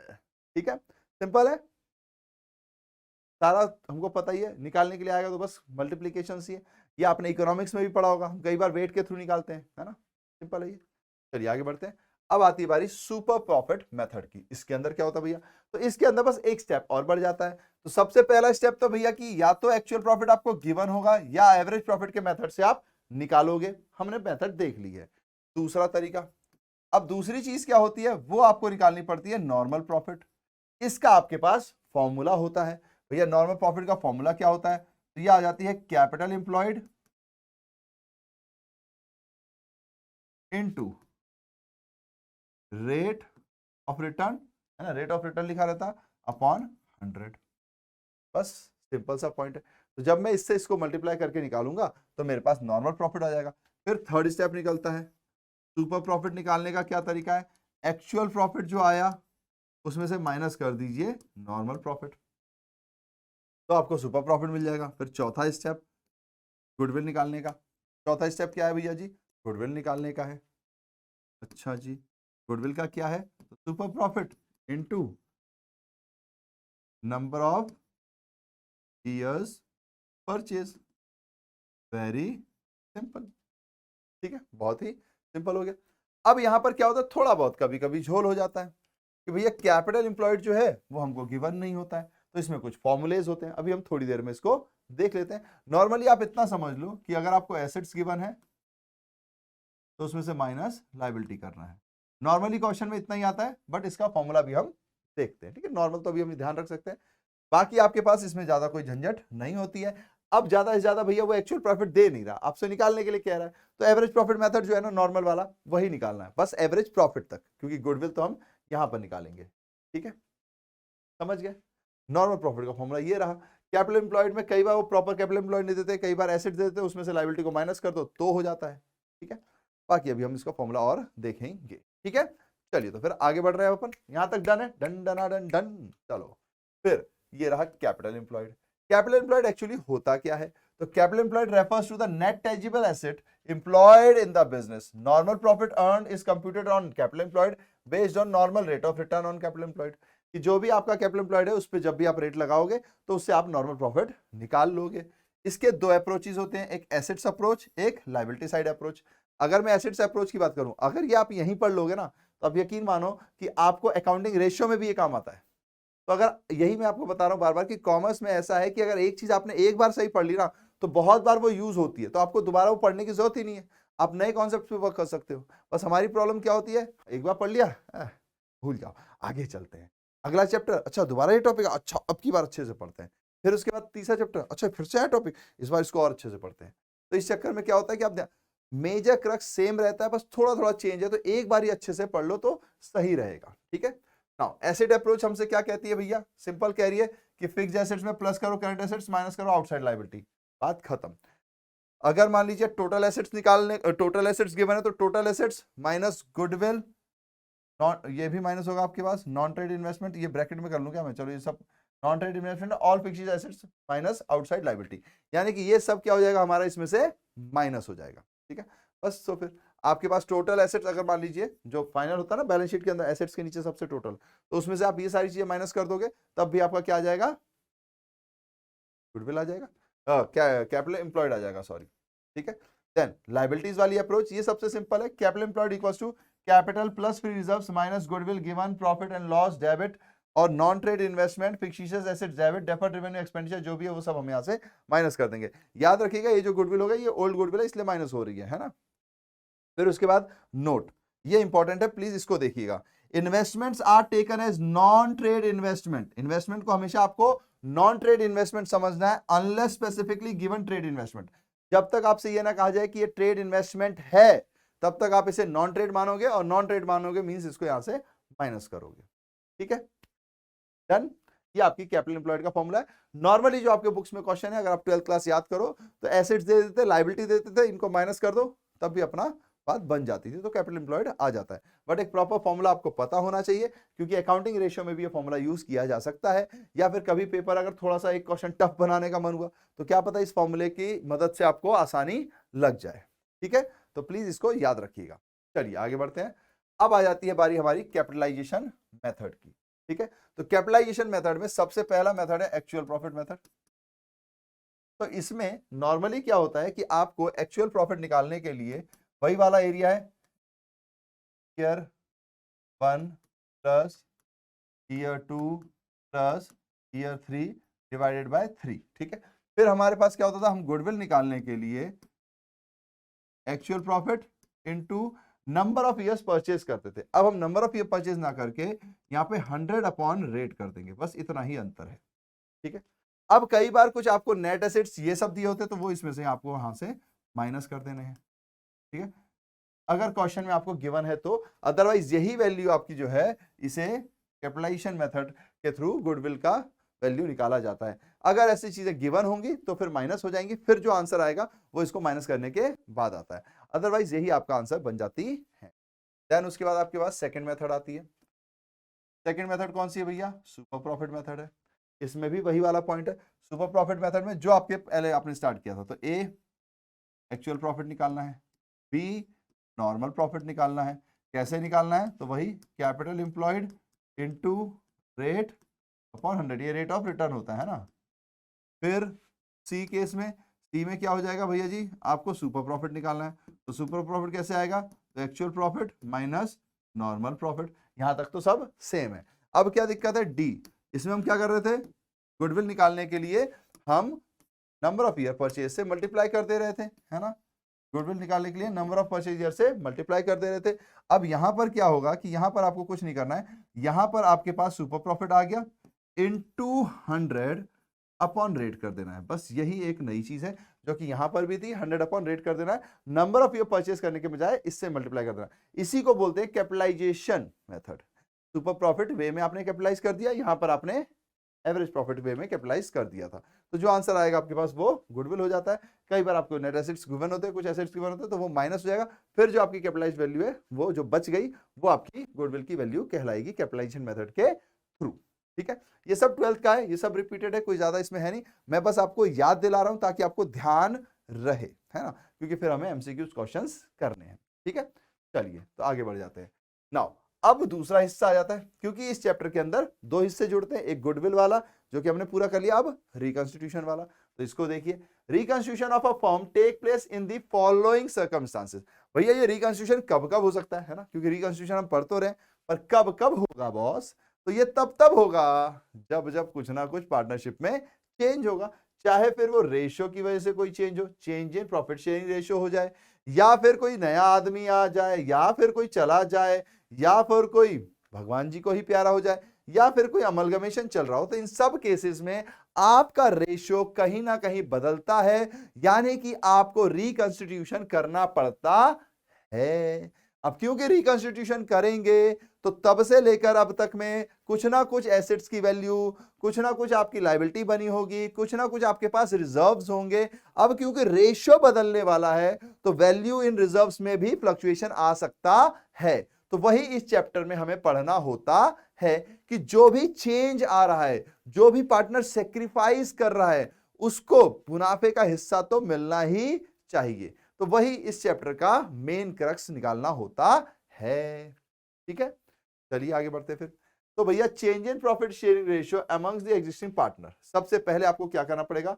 एसआर निकालना पड़ेगा इस चैप्टर के अंदर, आपको जीआर निकालना पड़ेगा, आपको अकाउंटिंग ट्रीटमेंट ऑफ गुडविल हो सकती है, accounting treatment of accumulated provisions profits and reserves हो सकते हैं, रिवैल्यूएशन एंड रीअसेसमेंट्स ऑफ लायबिलिटी सबसे पहले यही होता है, फिर एडजस्टमेंट ऑफ कैपिटल भी यहां का पॉइंट बनता है। ठीक है, तो ये सारा आपको इस चैप्टर के अंदर करना पड़ जाता है, छोटे छोटे, इसलिए दोनों को साथ में ही मैं पढ़ा रहा। ठीक है, चलो तो आगे बढ़ जाते हैं। अब देखिए sacrificing ratio and gaining ratio. तो सैक्रिफाइसिंग रेशियो क्या होता है भैया? सैक्रिफाइसिंग का मतलब है कि लेट सपोज अगर मेरा पहले रेशियो 3:2 था एंड अब रेशियो हो गया 2:3, तो जाहिर सी बात है ये पर्सन ने क्या किया है? सैक्रिफाइस किया है नए के केस में, है ना, तभी तो ये 2 हो गया। और इस पर्सन ने क्या किया है? गेन किया है। ठीक है, अब इसको निकाले कैसे? तो बहुत ही सिंपल है, अगर आपको सैक्रिफाइसिंग रेशियो निकालना है तो ओल्ड रेशियो में से न्यू रेशियो को माइनस कर दो, जैसे कि 3/5 माइनस, अगर यहां देखेंगे तो 2/5, तो सैक्रिफाइसिंग कितना हो गया? 1/5। ठीक है, लेट सपोज ये ए है और ये बी है, ये ए है और ये बी है, सिंपल। फिर उसके बाद आता है गेनिंग रेशियो। गेनिंग रेशियो में क्या होगा भैया? तो गेनिंग रेशियो में new profit sharing ratio minus old profit sharing ratio. अब इसमें बी का देख लो, तो बी का न्यू कितना है? 3/5, है ना। अब देखिए यहां पे ध्यान दीजिएगा आप कि न्यू पहले आ रहा है, ओल्ड बाद में आ रहा है, कंफ्यूज मत होना। गेनिंग रेशियो में न्यू पहले, ओल्ड बाद में। अगर आप ओल्ड माइनस न्यू करते हो तो जो नेगेटिव आंसर आता है वो गेनिंग कहलाता है। ध्यान रखिएगा एक छोटी सी बात कि अगर आपने सैक्रिफाइसिंग रेशियो का फॉर्मूला लगाया ओल्ड माइनस न्यू, तो इसमें अगर पॉजिटिव आ रहा है आंसर, जैसे ये पॉजिटिव आ रहा है 1/5, तो ये सैक्रिफाइसर है, लेकिन अगर नेगेटिव आ रहा है आंसर तो ये एक गेनर है। यही पॉइंट बस यहां पे ध्यान रखना है। तो अगर आप गेनिंग रेशियो निकालते हो तो न्यू प्रॉफिट में से ओल्ड को माइनस करते हो, तो भैया यहाँ पे बी क्या कर रही है? तो 3/5 माइनस 2/5, इनका न्यू कितना है? 3/5, ओल्ड कितना है? 2/5, यानी ये 1/5 क्या कर रहे हैं? गेन कर रहे हैं। ठीक है, अब देखिए होगा क्या कि भैया ये गेन कर रहे हैं नए के हिसाब से, तो ये तो अब आने वाले सालों में, अगले सालों में खूब सारा प्रॉफिट कमाने वाले हैं। तो भैया उसमें जो चेंजेस की वजह से जो गुडविल रिजर्व्स हैं उसमें जो भी डिफरेंस पड़ेगा, जितना भी ये गेन कर रहे हैं, ये उनको चुकाना पड़ेगा उस पार्टनर को जो सेक्रीफाइस कर रहा है। बस यही इस चैप्टर का क्रक्स है। ठीक है, चलिए तो फिर आगे बढ़ जाते हैं। बहुत ही सिंपल है, ज्यादा कुछ इसके अंदर है नहीं। तो अब आता है हमारे पास accounting treatment of goodwill when profit sharing ratio of existing partners change. यानी कि क्या ट्रीटमेंट होगा अगर मान लीजिए प्रॉफिट शेयरिंग रेशियो चेंज हो जाता है। तो ध्यान से समझिएगा, रेशियो सब हम निकाल चुके हैं तो यहां निकालने की जरूरत हमको है नहीं, है ना। चलिए, और फिर बाकी जो रेशियोज होंगे वो हम एडमिशन में करेंगे। यहां पर चलो मैं नहीं तो यहां बना देता हूं कि भैया जी एक होता है ओल्ड रेशियो। ओल्ड रेशियो कितने का होता है? 3:2:1। फिर एक होता है new ratio, let suppose new ratio हो गया 4:3:3। तो जाहिर सी बात है आपको यहाँ गेनर या सेक्रीफाइजर निकालने पड़ जाएंगे। ये ए है, ये बी है, ये सी है। ठीक है, तो अब निकालो भैया जी। तो भैया जी आप नॉर्मली हम एक काम करते हैं, एक ही फॉर्मूला लगाएंगे, पॉजिटिव है तो सेक्रीफाइजर, नेगेटिव है तो गेनर, कोई दिक्कत ही नहीं है। तो भैया जी एज शेयर की जगह भी सेक्रीफाइस लिख देंगे जब देखेंगे अपन, तो 3/6 OR माइनस NR कर रहे हैं अपन, ठीक है। जो पॉजिटिव होगा वो सेक्रीफाइजर है, जो नेगेटिव होगा वो गेनर है। तो 3/6 माइनस 4/10 है ना, 4 3 7। तो भैया जी इसको निकाल लो, 30 और 24 ये हो गया 6/60, ठीक है। देन उसके बाद पॉजिटिव है तो ये क्या हो जाएगा, एज सेक्रीफाइस हो जाएगा, एज सेक्रीफाइस। पॉजिटिव है, ए को हमेशा सेक्रीफाइस करना पड़ जाता है मोस्टली क्वेश्चन में ऐसा ही होता है ना। होप्स हो कि आप इतना एनालाइज कर रहे हो ना। अब 20 का निकालते हैं, तो 20 का क्या है भैया जी, 2/6 माइनस 3/10 इक्वल्स टू 20 और 18, भैया ये तो -2/60 हो गया। ये कितना हो गया, -2/60 हो गया। यानी कि ये कौन है भैया, ये तो सेक्रीफाइजर है। ये कौन है भैया, ये गेनर है। अब ना ये गेन कर रहे हैं प्रॉफिट शेयरिंग रेशियो। फिर उसके बाद आता है 30, तो ये 20 गेन आएगा। जाहिर सी बात है, आपको दिख रहा है कि ये 6 पॉजिटिव है, ये -2 है, तो अगला भी आपके पास क्या आएगा, गेन ही आएगा, तो निकालने की जरूरत नहीं है। लेकिन फिर भी मैं दिखा देता हूँ, MCQ में तो आपको निकालने की जरूरत नहीं पड़ेगी, आप सीधा सीधा सॉल्व कर दोगे अगर यहाँ तक आप पहुंच गए हो तो, ठीक है। तो ये हो जाएगा 1/6 माइनस 3/10, 10 और ये 1/6 है, 2/6 है, तो 20 और ये 18 है, ये 10 और ये 18। तो भैया जी ये तो -8 हो रहा है, ये कुछ गड़बड़ हो गई है क्या। 30 और ये 6, 24, 18 और 20, हाँ ये प्लस है, तो मैं कहूँ गड़बड़ कहाँ हो। बी ने भी क्या किया है, सेक्रीफाइस ही किया। प्यारा बी कह रहा होगा भैया मुझे गेना बना दिया था तो इन्होंने सेक्रीफाइस किया है। तो 2/60 यानी कि ये भी हमारे लिए सेक्रीफाइजर हो गए, सेक्रीफाइजर हो गए। अब यहाँ देखेंगे तो 10 और -18 मतलब 18, तो -8/60 यानी ये हैं हमारे अल्टीमेट गेनर, ठीक है। तो ये कौन है, इज गेन, यानी कि ये हमारे गेनर हो गए, ठीक है। अब आपको याद आ रहा होगा वैसे तो, फिर भी मैं यही बता देता हूँ, यहीं पर हम वो एंट्री करते थे ना, gainer account debit to sacrificer, gainer account debit to sacrificer, वो हम यही किया करते थे, ठीक है। चलिए अब है accounting treatment of goodwill when profit sharing ratio of existing partners change. यानी कि अगर मान लीजिए गुडविल की क्या एंट्री करेंगे अगर रेशियो चेंज होता है तो इसके अंदर देखना है आपको कि दो बातें आती है। सबसे पहले स्टेप्स टू बी फॉलोड, सबसे पहला काम है आपको यह पता करना कि भैया कौन सा पार्टनर सेक्रीफाइस कर रहा है और कौन सा पार्टनर गेन करना है, सबसे पहली काम तो यही है। दूसरा, फॉलोइंग एंट्रीज पास, जैसे ही आपको गेनर और सेक्रीफाइसर पता चल गया और आपकी जो कैपिटल अकाउंट है वो फ्लक्चुएटिंग है, ठीक है, जैसे ही आपको पता चल गया गेनर सेक्रीफाइसर कौन है और आपकी अकाउंट जो है वो फ्लक्चुएटिंग है, तो आपको कुछ नहीं करना, gaining partners capital account debit to sacrificing partners capital account. ये पता कैसे चलेगा, तो जाहिर सी बात है जब आप यहां पर होगे तो ओल्ड रेशियो आपको क्वेश्चन में गिवन होगा, माइनस आपका न्यू रेशियो आ रहा होगा, तो इसमें जो भी पॉजिटिव होगा वो आपके लिए सेक्रीफाइजर है, जो भी इसमें आपका नेगेटिव होगा वो आपका गेनर है। अभी मैंने आपको एग्जांपल करके ये दिखाई दिया, ठीक है, याद भी आ रहा होगा अब आपको, है ना। चलिए तो फिर आगे बढ़ जाते हैं, ठीक है। तो याद रखिएगा अगर स्टेप्स फॉलो करने हैं तो सबसे पहले तो सेक्रीफाइजर कौन है, गेनर कौन है, ये पता कर लो, फिर उसके बाद आपकी एंट्री पास होगी gainer account debit to sacrificer. कब, जब आपका कैपिटल अकाउंट फ्लक्चुएटिंग है, तो देखिए यहाँ पे कैपिटल अकाउंट लिखा हुआ है, अगर ये फ्लक्चुएटिंग नहीं होता तो फिक्स होता तो करंट अकाउंट लिखा होता, ठीक है। तो ये देखिए when capital of partners is fixed, तो गेनिंग तो रहेगा लेकिन यहाँ पे करंट अकाउंट आ जाएगा, यहाँ पे करंट अकाउंट आ जाएगा। प्लीज इस बात को ध्यान दीजिएगा, अगर एमसीक्यू में कोई ऐसे क्वेश्चन पूछ ले कि फिक्स का केस है तो बताइए एंट्री क्या होगी, gainers partner capital account debit या gainers partner current account debit, भैया करंट अकाउंट होगा, ध्यान रखना है, ठीक है। Now if goodwill appearing in the books of firm will be written off, जाहिर सी बात है ये भी आप 12th में पढ़ ही चुके हैं कि अगर भैया जी पुरानी गुडविल बैलेंस शीट में दिख रही है तो पुरानी गुडविल पुराने पार्टनर को पुराने रेशियो में बांटा जाएगा। तो देखिए ओल्ड पार्टनर्स कैपिटल या करंट, कैपिटल अगर फ्लक्चुएटिंग है तो करंट है, अगर मान लीजिए फिक्स है तो टू गुडविल, लेकिन मेन पॉइंट क्या है, ओल्ड रेशियो ओल्ड पार्टनर्स, ठीक है, पुरानी गुडविल को पुराने पार्टनर्स को पुराने रेशियो में ही दिया जाएगा, पुरानी गुडविल यानी कि जो एसेट में आपको दिख रही है, ठीक है, डन। इसी तरीके से गुडविल को राइट ऑफ किया जाता है। ये दोनों एंट्री से क्वेश्चंस आने के चांसेस होते हैं, इसलिए प्लीज प्लीज प्लीज आपको ध्यान रखना है। चलिए आगे बढ़ते हैं। Now goodwill adjustment between existing partners.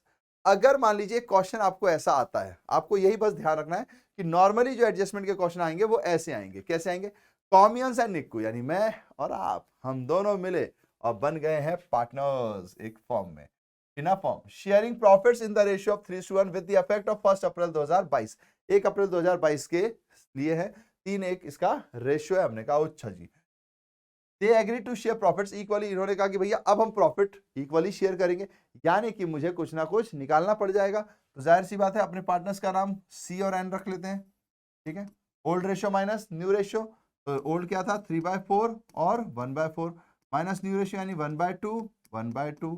तो भैया कौन गेनर कौन सेक्रीफाइसर, 2 और 4, तो -2/8, 2 4 -2/8 6 4 यानी कि 2/8। तो एज यूजुअल हमारे कॉमियंस क्या है, सेक्रीफाइसर हैं है ना, कॉमियंस हमारे सेक्रीफाइसर है, एंड निको भैया गेनर हो गए। चलिए यहां तक तो अपन पहुंच गए। अब क्या करना है भैया, तो जब भी कभी आपको ऐसा लिखा होता है ना, goodwill of the firm was valued, ये बात याद रखिएगा, ये एडमिशन रिटायरमेंट सब में काम आती है, वाज वैल्यूड, तो इसका मतलब है कि हमें इसमें से हिस्सा निकालना पड़ेगा और गेनर का हिस्सा निकाल के हम सेक्रीफाइसर को देंगे, ठीक है। तो भैया जी हमारे पास जो गेनर है वो कितना है, 2/8 के लिए, 2/8 के लिए, तो हम क्या करेंगे 40,000 इंटू 2/8 कितना हुआ, 5 और 2 10,000,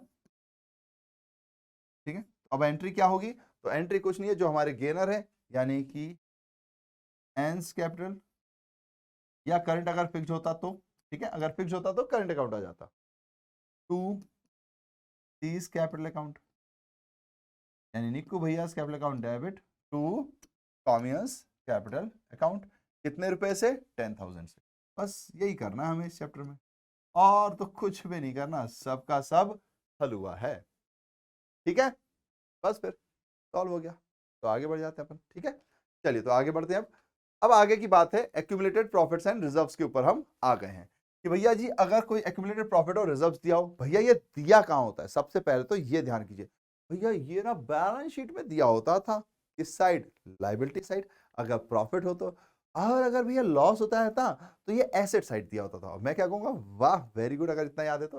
now if a firm has an undistributed portions of profit and reserves at the time of reconstitution of partnership, reconstitution के समय अभी अनडिस्ट्रीब्यूटेड है तो डिस्ट्रीब्यूट कर दो, एडजस्टेड इन 2 वेज। अब इसको एडजस्ट करने के 2 तरीके हैं। सबसे पहला, अगर आपके पास प्रॉफिट एंड लॉस है तो आप प्रॉफिट एंड लॉस रिजर्व्स जो भी है वो आप पार्टनर्स कैपिटल अकाउंट में भेज दोगे। नॉर्मली ये वाला काम हम करते हैं कब, जब हम एडमिशन में जाते हैं। तो पहला तरीका तो यही है, ये वाली जो एंट्री है वो किसके बेस पर है, प्रॉफिट्स के बेस पर है, ठीक है। तो अब ये कर लो। लेकिन अगर लेट सपोज आपको लॉस हो रखा है तो ये वाली जो एंट्री है वो आपके लॉसेस या एक्सपेंसेस वाले केस में है, ठीक है, जैसे डिफर्ड रेवेन्यू एक्सपेंडिचर। तो इसमें पार्टनर्स कैपिटल अकाउंट क्या हो जाता है भैया, डेबिट हो जाता है। अच्छा भैया इसमें ये डेबिट हो रहा है, इसमें ये क्रेडिट हो रहा है, ऐसा क्यों, सिंपल सा पॉइंट है ना, जो भी पुराना प्रॉफिट है वो पार्टनर्स को मिलने वाला है, ठीक है, तो पार्टनर्स की कैपिटल बढ़ने वाली है, पार्टनर की कैपिटल यानी लायबिलिटी, लायबिलिटी बढ़ेगी तो क्रेडिट साइड होगी, तो इसलिए क्रेडिट साइड है, ये आपके डेबिट साइड चले गए। पर अब जब लॉस होगा या फिर कोई भी डिफर्ड रेवेन्यू एक्सपेंडिचर जिसको राइट ऑफ किया जाएगा तो कैपिटल में से ही तो पैसे निकालेंगे, तो कैपिटल से जब पैसे निकालेंगे तो कैपिटल कम होगी, और अगर लायबिलिटी कम होती है तो किस साइड होती है, डेबिट साइड होती है। ये देखिए ये रहा पार्टनर्स कैपिटल अकाउंट। अगर लेट सपोज ये फिक्स्ड मेथड होता तो यहाँ करंट अकाउंट का नाम आ जाता, ठीक है, सिंपल है, याद भी आ रहा होगा आपको। चलिए, profits and reserves are not to be cancelled, यानी कि पहला जो केस था वो था अगर हम इसको कैंसिल करने वाले हैं तो, यानी इसको बुक से खत्म करने वाले हैं। लेकिन अगर हम इसे खत्म नहीं करने वाले, और देखा जाए तो ये जो चैप्टर है ना वो इसी क्रक्स के ऊपर है, इसी क्रक्स के ऊपर है कि भैया अगर मैं इसको कैंसिल नहीं करने वाला, अपनी बुक से खत्म नहीं करने वाला, तो जो पार्टनर सेक्रीफाइस करेगा उसको लगेगा ना कि यार अगर मैंने अभी इसका एडजस्टमेंट नहीं लिया, मैं तो अपना प्रॉफिट हिस्सा दे रहा हूं इसको, तो जो भी मेरे पुराने प्रॉफिट्स है वो मुझे मिल जाने चाहिए। सिंपल सा पॉइंट है ना। तो अब अगर वो पूरे नहीं मिल रहे तो एक काम करो, उसका एडजस्टमेंट कर लो, जितना भी मेरा हिस्सा एक्स्ट्रा बच रहा है वो मेरे हिस्से में दे दो। तो यहीं पर हमारी एंट्री आती है जो कि इस चैप्टर का बेस है, gainer to sacrificer. Gaining partner account capital या फिर current account debit to sacrificing partners. But ये किस केस में है? प्रॉफिट्स या एक्यूमुलेटेड रिजर्व के केस में है ना। अगर प्रॉफिट हो रहा होगा तभी तो गेनर देगा सेक्रीफाइसर को, लेकिन अगर लॉस हो रहा होगा तो गेनर कहेगा अच्छा मेरे प्रॉफिट का हिस्सा बढ़ा रहे हो क्योंकि लॉस बढ़ा हुआ है, ये लॉस तुमसे ही लूंगा मैं। तो फिर अगर लॉस का केस है तो sacrificing partners capital account debit to gaining partners capital account. याद रखिएगा ये इंपॉर्टेंट है ना। अगर सिंगल ये कह दिया पीएनएल डेबिट बैलेंस तो फिर भैया ये वाली एंट्री होगी, या डिफर्ड रेवेन्यू एक्सपेंडिचर है उसको कैंसिल नहीं करना तो ये वाली एंट्री होगी। प्रॉफिट के केस में आपकी ये वाली एंट्री होगी। ठीक है, आपको हमेशा ये बात छोटी सी ध्यान रखनी है। ठीक है, यहां पे कोई प्रॉब्लम आपको नहीं आनी चाहिए। चलो तो फिर आगे बढ़ जाते हैं। अब नाउ वर्कमैन कंपेंसेशन रिजर्व, हमने एक्यूमुलेटेड प्रॉफिट्स और रिजर्व्स समझ लिए। ठीक है, नाउ वर्कमैन कंपेंसेशन रिजर्व हमसे क्या कहता है? तो this reserve is created out of firm's profit to pay compensation to employees if any arise in future. यानी कि मैंने एक रिजर्व बना के रखा हुआ है अपने प्रॉफिट में से। यही पॉइंट आपको यहां समझना है कि वर्कमैन कंपेंसेशन का मतलब होता है मेरे पास प्रॉफिट के लेट सपोज 1 लाख रुपीस थे। कितने थे? 1 लाख रुपीस। मैंने इसमें से डिसाइड किया कि भाई मैं ना अच्छा इंसान हूं, बहुत अच्छा इंसान हूं जैसे आप हैं, मैं एक काम करता हूं वर्कमैन कंपेंसेशन रिजर्व अकाउंट बना लेता हूं जिसमें अगर मेरे वर्कर्स को कोई प्रॉब्लम आई तो मैं यहां से पैसा निकाल कर दे दूंगा। तो लेट सपोज इन्होंने 30,000 का रिजर्व बना लिया। ठीक है, बाकी बचे 70 का क्या हुआ होगा? वो तो पार्टनर्स में बट गए होंगे, या तो पार्टनर्स में डिस्ट्रीब्यूट हो गए होंगे या फिर आपके पास लायबिलिटी साइड पे दिख रहे होंगे। समझ रहे हो मेरे कहने का मतलब? अब होता क्या है कि यहां पर आपने पैसा निकाल के रख लिया फर्म से। अब पॉइंट ये आता है कि पहला केस ए, नो क्लेम, कि भैया कोई क्लेम ही नहीं लेने आया। तो अगर कोई क्लेम नहीं लेने आया तो भैया ये जो 30,000 रुपए हैं, ये जो 30,000 रुपए हैं ये क्या होगा? डिस्ट्रीब्यूट हो जाएंगे, ये भी खत्म बात, अगले साल दोबारा बनाएंगे। ठीक है, तो हम क्या करेंगे? WCR वर्कमैन कंपेंसेशन जो है रिजर्व जो है ये क्या हो जाएगा? डिस्ट्रीब्यूट हो जाएगा। ठीक है भैया, ये डिस्ट्रीब्यूट क्यों होगा? क्योंकि भाई ये प्रॉफिट जो है ये प्रॉफिट ओनर का यानी कि पार्टनर्स का हिस्सा तो है। पार्टनर्स ने कहा कि 30,000 में बचा लेता हूं, बाकी 70 तो वो बांट ही रहे थे, पर अगर कोई क्लेम आया ही नहीं तो ये 30,000 भी उनके हो गए, बस बात खत्म। नाउ अगर भैया जी क्लेम आया लेकिन सिर्फ 20,000 के लिए आया, तो जाहिर सी बात है अगर क्लेम 20,000 के लिए आया तो अभी इस 30 के दो टुकड़े हुए ना, 20,000 और 10,000। तो ये जो 10,000 है ये तो अभी भी बचा हुआ है, तो ये जो 10,000 है ये तो वापस प्रॉफिट के रूप में आ जाएगा और बढ़ जाएगा यहीं पे। लेकिन जो 20,000 है क्योंकि ये मेरा क्लेम हो गया है, 20,000 क्या हो गया? मेरा क्लेम हो गया है, तो इसकी एंट्री होगी। अब एक नई लायबिलिटी बन गई तो workman compensation reserve account debit to provision बोल दीजिए या फिर वर्कमैन कंपेंसेशन क्लेम बोल दीजिए, जो आपको सही लगे। ठीक है, क्लेम हो गया है तो एंट्री होगी, तो 20,000 की एंट्री होगी, 10,000 यहां पर क्या होगा? डिस्ट्रीब्यूट होगा। अच्छा अगर भैया सी केस क्लेम हुआ लेकिन 30,000 का हुआ, तो एंट्री तो लायबिलिटी की तो एंट्री होगी ही होगी, 30,000 की एंट्री तो होगी। लेकिन अब क्योंकि 30 ही था और वो भी 30 ही है तो no distribution, zero distribution. Very simple, क्योंकि ये जो 30 है अब ये कहां यूज होगा? यहां पर यूज होगा। ये जो 30 है ये कहां यूज होगा? यहां पर यूज होगा। तो जाहिर सी बात है कि फिर ये एंट्री तो होगी, पर यहां पर डिस्ट्रीब्यूशन में, इस डिस्ट्रीब्यूशन में क्या जाएगा? जीरो जाएगा। लेकिन भैया अगर मान लीजिए हमारे पास क्लेम ही 45,000 का आ गया, तो जाहिर सी बात है ये 30 तो फिर होंगे ही होंगे, प्लस 45 का अगर क्लेम है तो ये 30 तो फिर होंगे ही होंगे, और यहां पर प्लस 15,000 और आएंगे। अब ये 15,000 और चाहिए, 15,000 और चाहिए, तो वो किन से लिए जाएंगे, तो वो इनसे लिए जाएंगे, ठीक है, तो पार्टनर से लिए जाएंगे, पार्टनर से लिए जाएंगे। तो इसका मतलब क्या है, पार्टनर्स कैपिटल अकाउंट आपका डेबिट होगा। पर अगर ये आपके लिए ज्यादा है तो आपकी लायबिलिटी बढ़ गई है, तो ये रिवैल्यूएशन अकाउंट में डेबिट साइड जाएगा पहले तो, ठीक है, फिर पीएनएल से एडजस्ट, पार्टनर्स कैपिटल अकाउंट से एडजस्ट होगा। बस इतनी सी कहानी है इसकी। अगर ये 45 है तो भैया इसके पास 30 तो ऑलरेडी अवेलेबल है, और प्लस करने पड़ेंगे 15,000। अब 15,000 कहां से आएंगे, तो भैया पार्टनर्स लाएंगे, और क्या, सीधी सी बात है। ठीक है, तो पार्टनर्स कैपिटल से हम ले लेंगे। अब हमने इसको समझ तो लिया, जरा इसको अब थ्योरी में देख लेते हैं। तो आइए थ्योरी देख लेते हैं। तो देखिए, ब्लू कलर कर लेता हूं मैं, दोनों में कॉमन आ जाएगा। Now if there is no claim, अगर भैया कोई क्लेम नहीं है, तो workman compensation reserve account debit to partners capital account बढ़ जाएगा। पार्टनर्स कैपिटल को पार्टनर्स को मिलेगा, तो पार्टनर्स की कैपिटल बढ़ेगी, एक रिजर्व था वो हट जाएगा, तो रिजर्व हट रहा है तो डेबिट, कैपिटल बढ़ रही है तो वो क्रेडिट।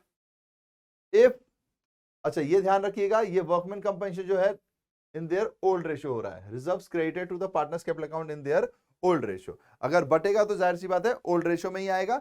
जब आपका वो वाला केस बनेगा जिसमें कि वो सिर्फ एडजस्टमेंट करना चाहते हैं, तो फिर गेनर टू सैक्रिफाइसर आएगा, अदरवाइज हमेशा ओल्ड रेशियो में ही बैठता है।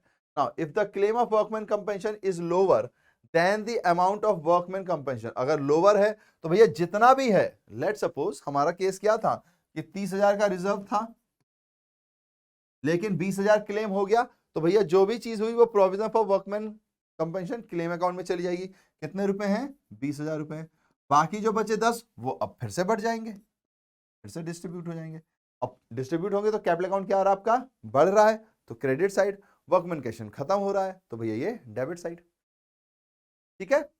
वैसे भी एक एग्जाम्पल को अगर आपने अच्छे से समझ लिया तो कहीं कोई दिक्कत नहीं आएगी। चलो भैया आगे बढ़ो, मैंने कहा okay. If claim is equal to the workman compensation, तो भैया पूरा का पूरा कंपनसेशन में जाएगा, कहीं कोई टू पार्टनर्स कैपिटल अकाउंट लिखकर नहीं आएगा, ठीक है, बस सिंपल है। यानी कि 30,000 यहां पर और 30,000 यहां पर दिक्कत कहां आएगी, अगर मान लो भैया ज्यादा क्लेम आ गया। तो देखिए सबसे पहले यहां पे आपको ध्यान देना है, if the claim is more than the amount of workman compensation reserve, अगर ज्यादा आ गया तो क्या करेंगे, तो workman compensation reserve account debit, revaluation account debit to provision for workman compensation. यानी कि आपको याद करना है रिवैल्यूएशन अकाउंट वाला पॉइंट। हाँ भैया रिवैल्यूएशन अकाउंट वाला पॉइंट था कि अगर मान लीजिए एसेट्स गिर रहे हो, लायबिलिटी बढ़ रही हो, तो डेबिट साइड, तो ये पहले वहां पर जाएगा। यानी कि 30 तो आपके पास जो लायबिलिटी है वो तो हटेगी हटेगी, और 15,000 की एक रिवैल्यूएशन में और ये चली जाएगी।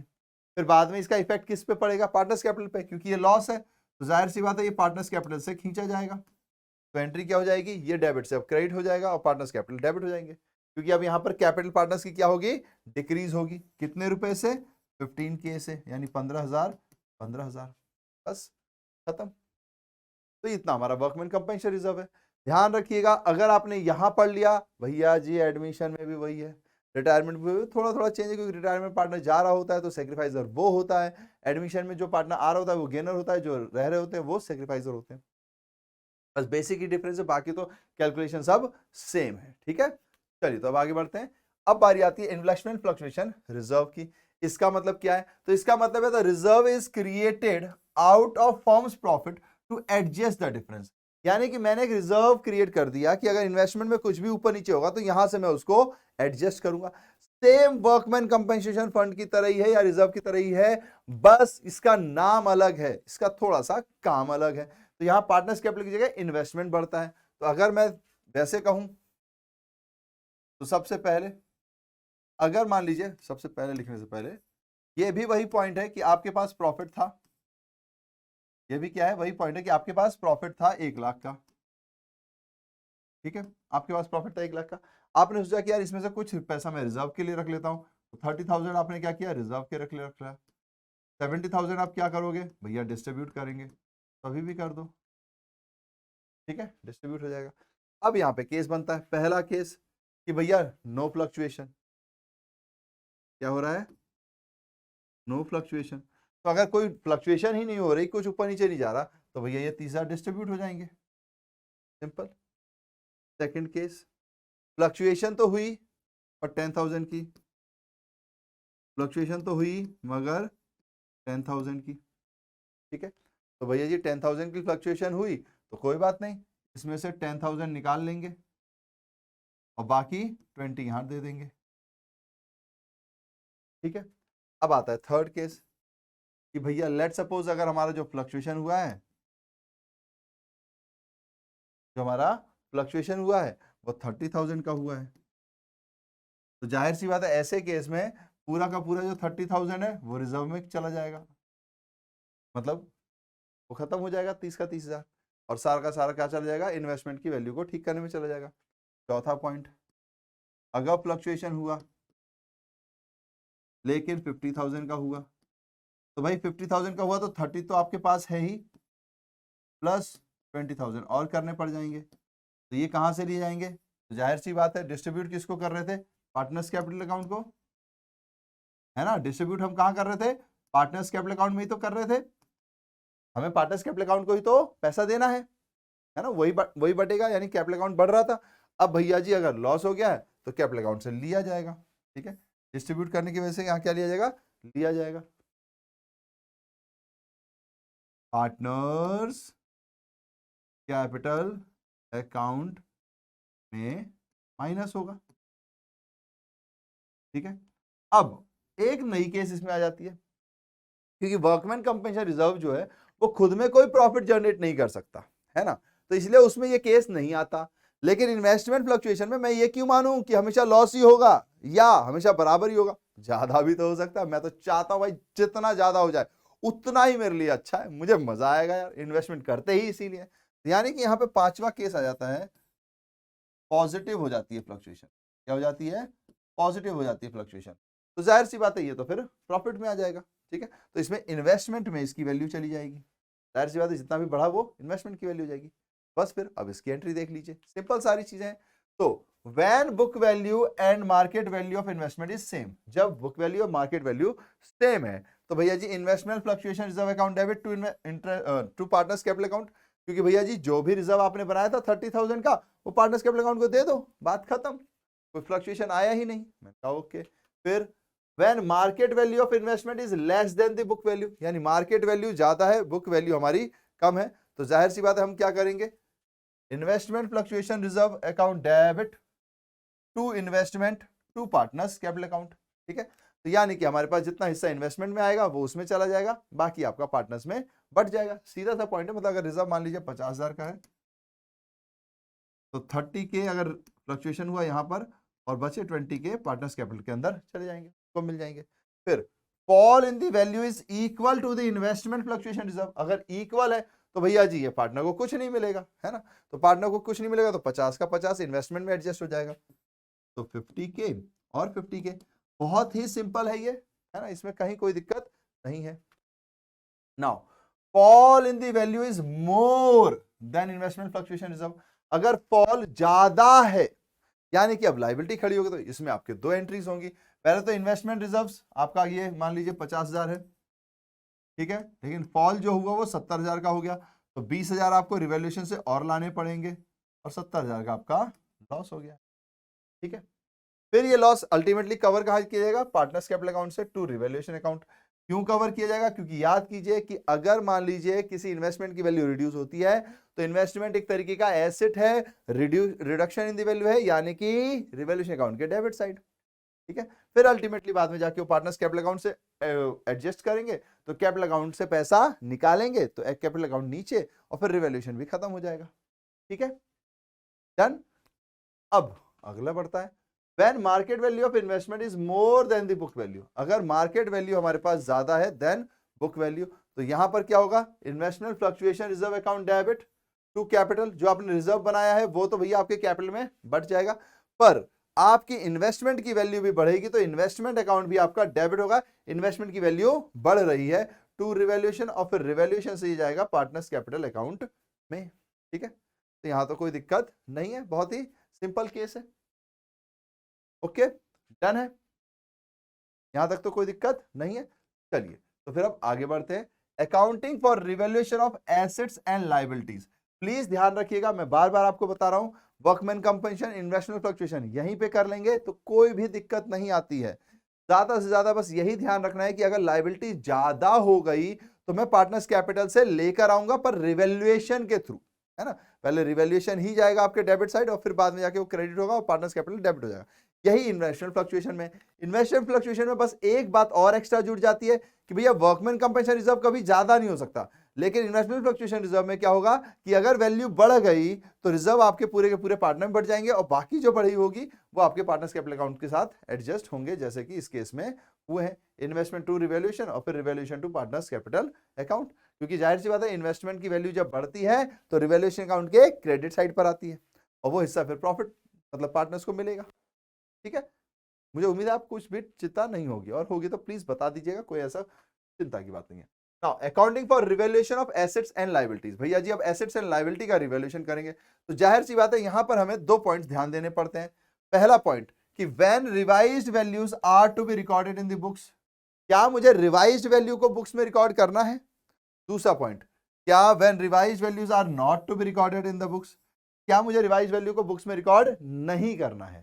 ठीक है, अगर मुझे रिवाइज वैल्यू को बुक्स में रिकॉर्ड करना है तो अलग चीज होगी, नहीं करना तो अलग चीज होगी। क्या अलग चीज होगी, तो देखिए सबसे पहले रिवैल्यूएशन अकाउंट, अगर आप रिवाइज चीजों को बैलेंस शीट में एडजस्ट करना चाहते हैं तो जाहिर सी बात है फिर आपको एक रिवैल्यूएशन अकाउंट बनाना पड़ेगा, पता चलेगा कि कितना फायदा कितना नुकसान हो रहा है।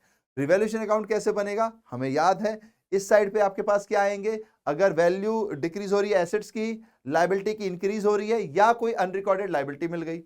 इस साइड कब आएगा, जब एसेट की वैल्यू इंक्रीज होगी, लायबिलिटी की वैल्यू डिक्रीज होगी या कोई अनरिकॉर्डेड एसेट मिल गया। ठीक है, और फिर यहाँ एक एक्सपेंस भी होता है अगर चांसेस हैं तो decrease in the value of asset, increase in the value of liability, unrecorded liability, to gain on revaluation transfer, यहाँ जो भी आपका गेन होगा कहाँ ट्रांसफर हो जाएगा, पार्टनर्स कैपिटल अकाउंट में ट्रांसफर हो जाएगा, हम यहाँ प्रॉफिट भी लिखते हैं।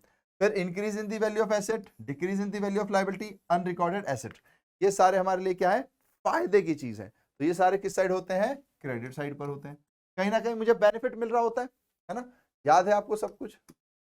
नाउ अगर मान लीजिए फिर ऐसे केस में एक्सपेंस ज्यादा हो, इनकम कम हो, तो लॉस भी हो सकता है, बना भी सकते हैं, थोड़ा सा दुखी हो ही जाते हैं। ठीक है, तो रिवैल्यूएशन अकाउंट हो गया। ध्यान रखिएगा, अगर मान लीजिए वैल्यूज बुक्स में रिकॉर्ड होंगी तो जाहिर सी बात है रिवैल्यूएशन अकाउंट बनेगा। ठीक है, now When revised values are to be recorded in the books, तो बहुत ही सिंपल है, आपको क्या करना है, रिवैल्यूएशन अकाउंट बनाना है, जो भी फायदा नुकसान हुआ उसको एडजस्ट करके सब कुछ लेकर जाना है और फिर नई बैलेंस शीट बनेगी, उसमें नए नए फिगर्स लिख दिए जाएंगे। In such a case, revaluation of assets and liabilities are done with the help of new account called revaluation account। तो यहाँ हम revaluation account बनाते हैं। Sometimes this account is also called profit and loss adjustment account। ये भी आपको ध्यान रखना है, although हमारे लेवल में नहीं है फिर भी। Now this account is nominal account, ये तो हमें पता ही है कि अगर किसी भी प्रकार के फायदे या नुकसान का अकाउंट बनाया जाए तो उसको हमेशा नॉमिनल अकाउंट बोला जाता है, हम बचपन से देखते आ रहे हैं इन नेचर।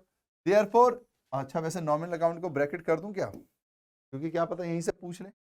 आपको याद है इनकम एंड एक्सपेंडिचर अकाउंट भी एक नॉमिनल ही अकाउंट होता है। ठीक है, प्रॉफिट एंड लॉस अकाउंट जो था वो नॉमिनल ही अकाउंट था। ओके, नाउ अगर मान लीजिए there is a loss, loss होगा तो भैया रिवैल्यूएशन अकाउंट हमारा क्या हो जाएगा, डेबिट टू पार्टनर्स। ठीक है, is debited, and if revaluation results in profit तो रिवैल्यूएशन अकाउंट क्या हो जाएगा, क्रेडिटेड। सीधा सा पॉइंट है, रिवैल्यूएशन अकाउंट डेबिट टू ये, ठीक है, रिवैल्यूएशन अकाउंट डेबिट टू ये प्रॉफिट के केस में, और यहां पर loss and revaluation account debit to revaluation account. ठीक है, बस इतनी सी कहानी है। प्रॉफिट के केस में रिवैल्यूएशन टू और इसमें बाय लॉस टू रिवैल्यूएशन। ठीक है, डन करते हैं। चलिए तो आगे बढ़ते हैं। अब आती है बारी, following entries are pass for the purpose of revaluation. अब रिवैल्यूएशन में ये सारी एंट्रीज होती हैं, हमने क्यों है, कहीं कोई दिक्कत नहीं है। अगर डिक्रीज हो रही है तो देखिए, अगर आप ध्यान दोगे तो एंट्री क्या होगी, रिवैल्यूएशन। यहां पे ये रिवैल्यूएशन है, ये अपना रिवैल्यूएशन अकाउंट है, ठीक है। अब रिवैल्यूएशन अकाउंट क्या है, यहां पर है, तो ये सारे टू वाले हैं, तो revaluation 2 decrease 2 assets, revaluation 2 liabilities 2 unrecorded liabilities 2 gain, बस यही एंट्रीज है यहां पर। देखिए आप, revaluation account debit 2 assets, for increase in the value of asset तो asset account debit 2 revaluation, for increase in the value of liability अगर increase होगी तो रिवैल्यूएशन अकाउंट डेबिट, क्योंकि हमें घाटा होता है 2 लायबिलिटी, अगर डिक्रीज होगी तो लायबिलिटी अकाउंट डेबिट 2 रिवैल्यूएशन। ये तो सिंपल है ना, जब जब लायबिलिटी डिक्रीज होगी तो debit side, revaluation credit side, जब जब लायबिलिटी इंक्रीज होगी तो लायबिलिटी क्रेडिट साइड तो रिवैल्यूएशन डेबिट साइड, जब जब एसेट बढ़ेगा तो एसेट डेबिट साइड तो रिवैल्यूएशन क्रेडिट साइड पर, लेकिन जब जब एसेट घटेगा तो रिवैल्यूएशन डेबिट और एसेट घट रहा है तो वो क्रेडिट, ठीक है। काफी सिंपल है ये। चलिए तो फिर अब आगे बढ़ते हैं। When revaluation account shows profit, फिर जाहिर सी बात है प्रॉफिट होगा तो revaluation account debit to partners capital, किस केस में, प्रॉफिट के केस में revaluation account debit to gain to profit बोलते हैं उसको अपन, ठीक है। ऐसे ही when revaluation is shows loss, तो भैया यहां पर partners capital account debit to revaluation, partners capital account debit to revaluation, ठीक है, बस खत्म। लीजिए, तो रिवैल्यूएशन अकाउंट की एंट्री भी हमें पता चल गई।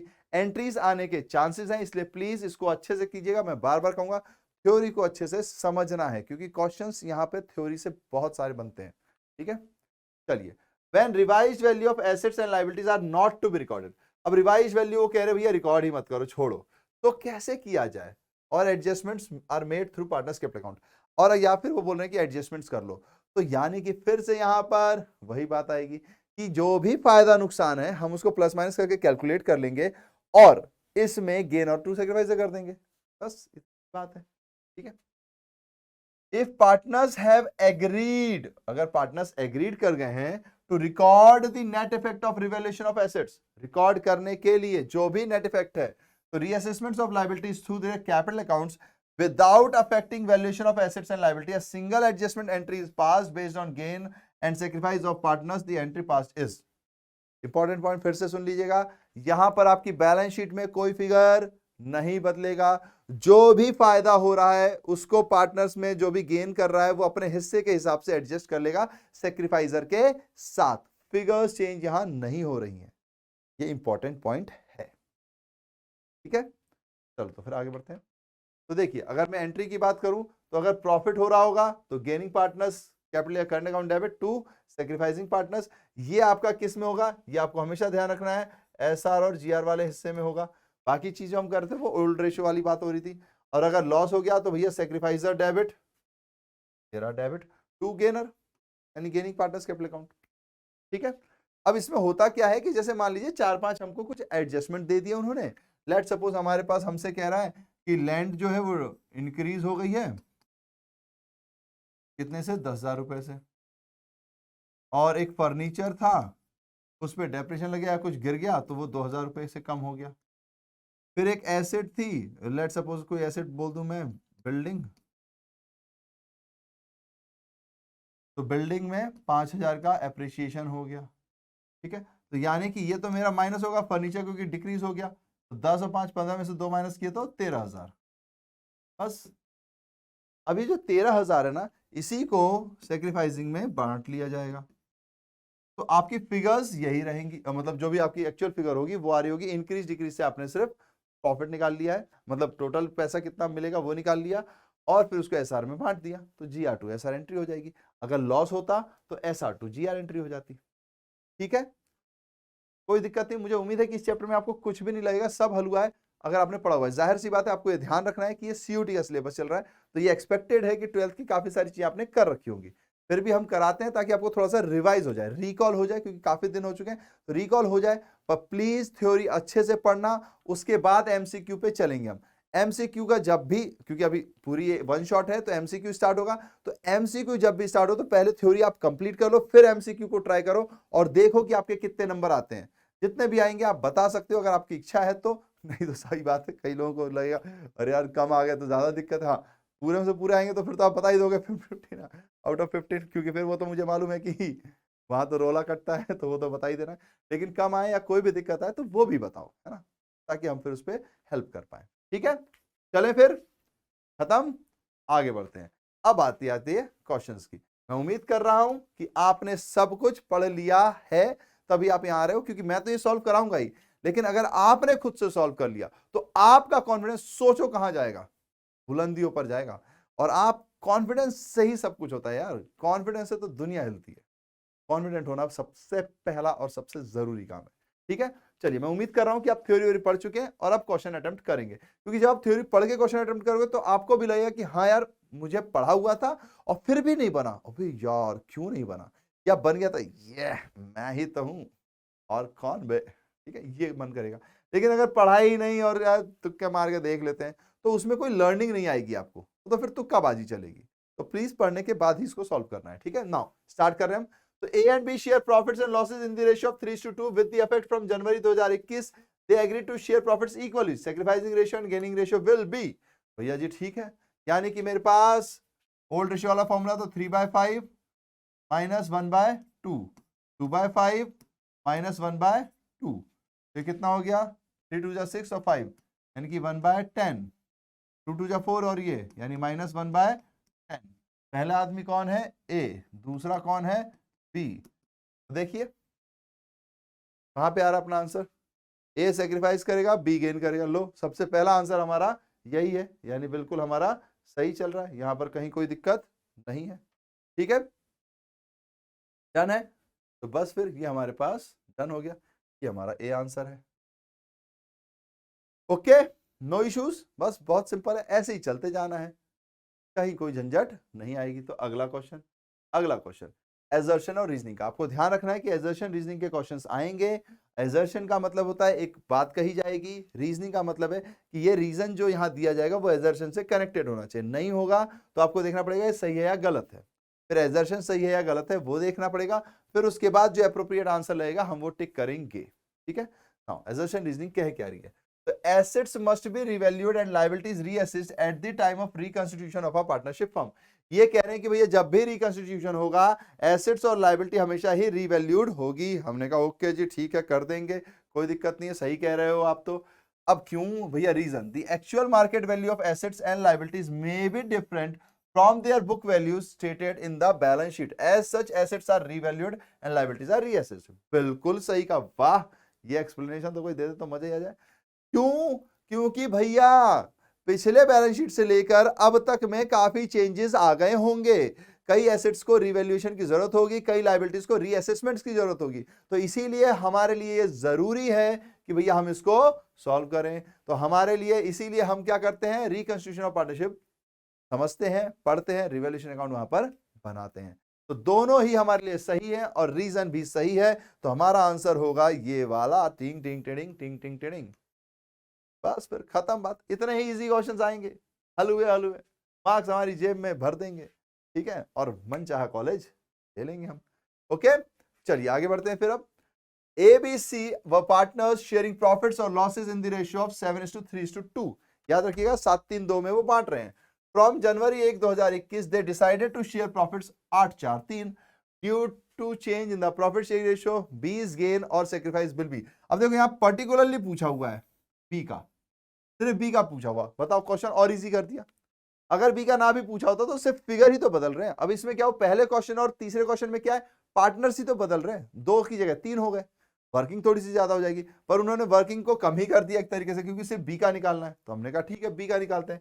बी कहां पर है भैया, बीच में बैठा हुआ है, तो 7 3 10 और 2 12, तो 3/12 माइनस 8 4 3 तो 12 3 15, 4/15। ठीक है, नो इश्यूज। अब आप यहां पे निकाल लो, अगर आप देखोगे तो 12 और 15 नियरेस्ट 60 पे, हाँ 60 पे मैच कर जाते हैं ना, 65 जा और 15 4 जा, तो यहाँ पे 60 एलसीएम ले लिया मैंने। 5 × 3 15, 4 × 4 16, तो -1/60। समझ रहे हो ना, 12 पंजे 60, तो 5 × 3 15, 5 × 4 तो 60, 4 × 4 तो 16, तो 15 में 16 माइनस करेंगे तो -1/60। अब देख लीजिए यहां पर कहां है, और -1 क्योंकि मैंने फॉर्मूला क्या लगाया है, OR माइनस NR का, तो यानी कि पॉजिटिव होता तो सेक्रीफाइसिंग, नेगेटिव है तो भैया जी ये तो गेनर निकले, कौन, बी। बस फिर बात खत्म। अब यहाँ पे आप देख लीजिए तो दिख ही रहा है हमें गेन भैया जी, पर ये तो 1/60 दिख रहा है। हाँ तो यही तो सही है गेन। बस फिर ये हमारा आंसर हो गया, कहीं कोई भी दिक्कत नहीं है ना, सिंपल चलता है यहाँ पर, ऐसी ही चीजें चलती हैं, बहुत ही सिंपल सिंपल लगती हैं।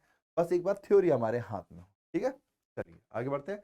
A, B and C were partners sharing profits in the ratio of 4:3:1. The partners agreed to share future profits in the ratio of 5:4:3. Each partner's gain or sacrifice due to change in ratio.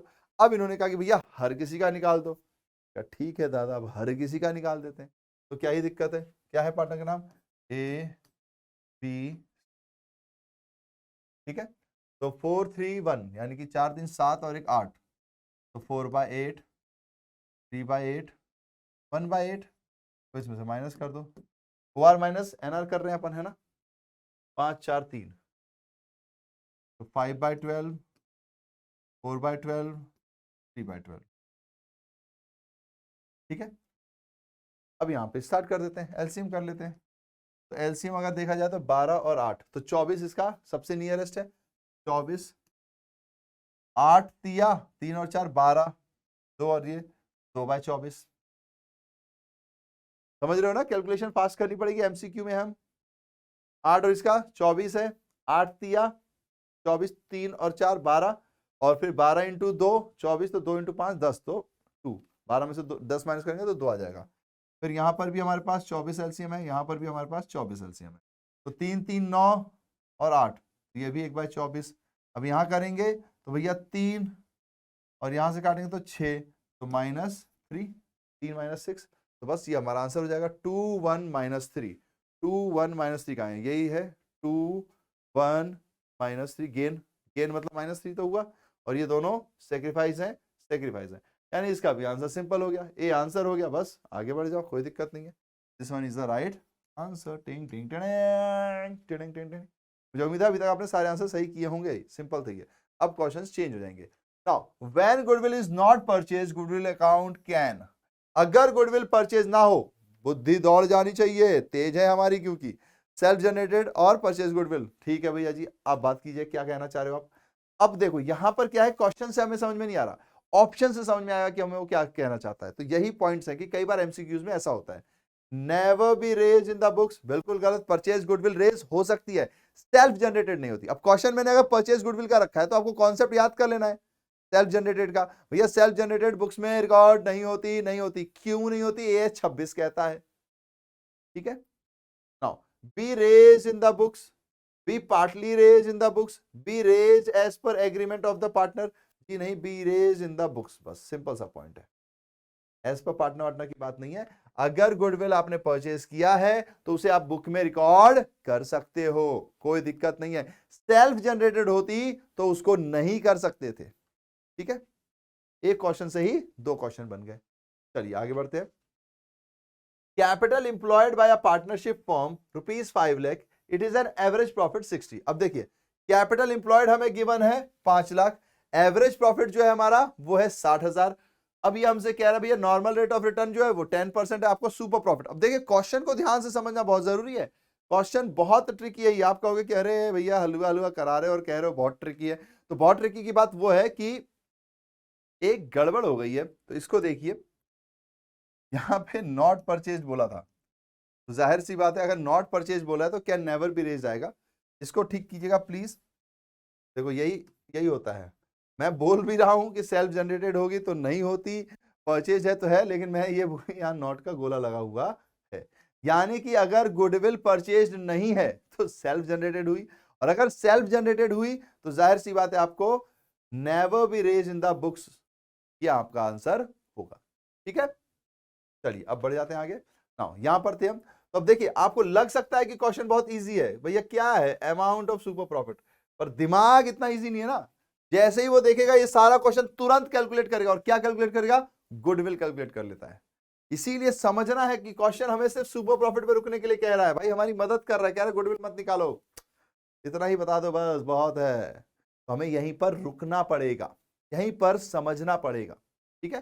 तो बस फिर बाकी तो हमें पता ही है कैसे निकाला जाता है। तो पहले तो भैया जी एवरेज प्रॉफिट गिवन है क्या, तो भैया जी एवरेज प्रॉफिट 60,000 गिवन है, मैंने कहा ओके। तो अब भैया नॉर्मल प्रॉफिट की बारी आएगी, क्या नॉर्मल प्रॉफिट गिवन है, मैंने कहा नहीं भैया तो क्या कैपिटल एम्प्लॉयड गिवन है? मैंने कहा हाँ, तो मैंने कहा ओके निकालो फिर। तो भैया जी ये लीजिए capital employed 5 lakh into rate क्या है 10% अपॉन 100, तो सिंपल है ये तो 50,000।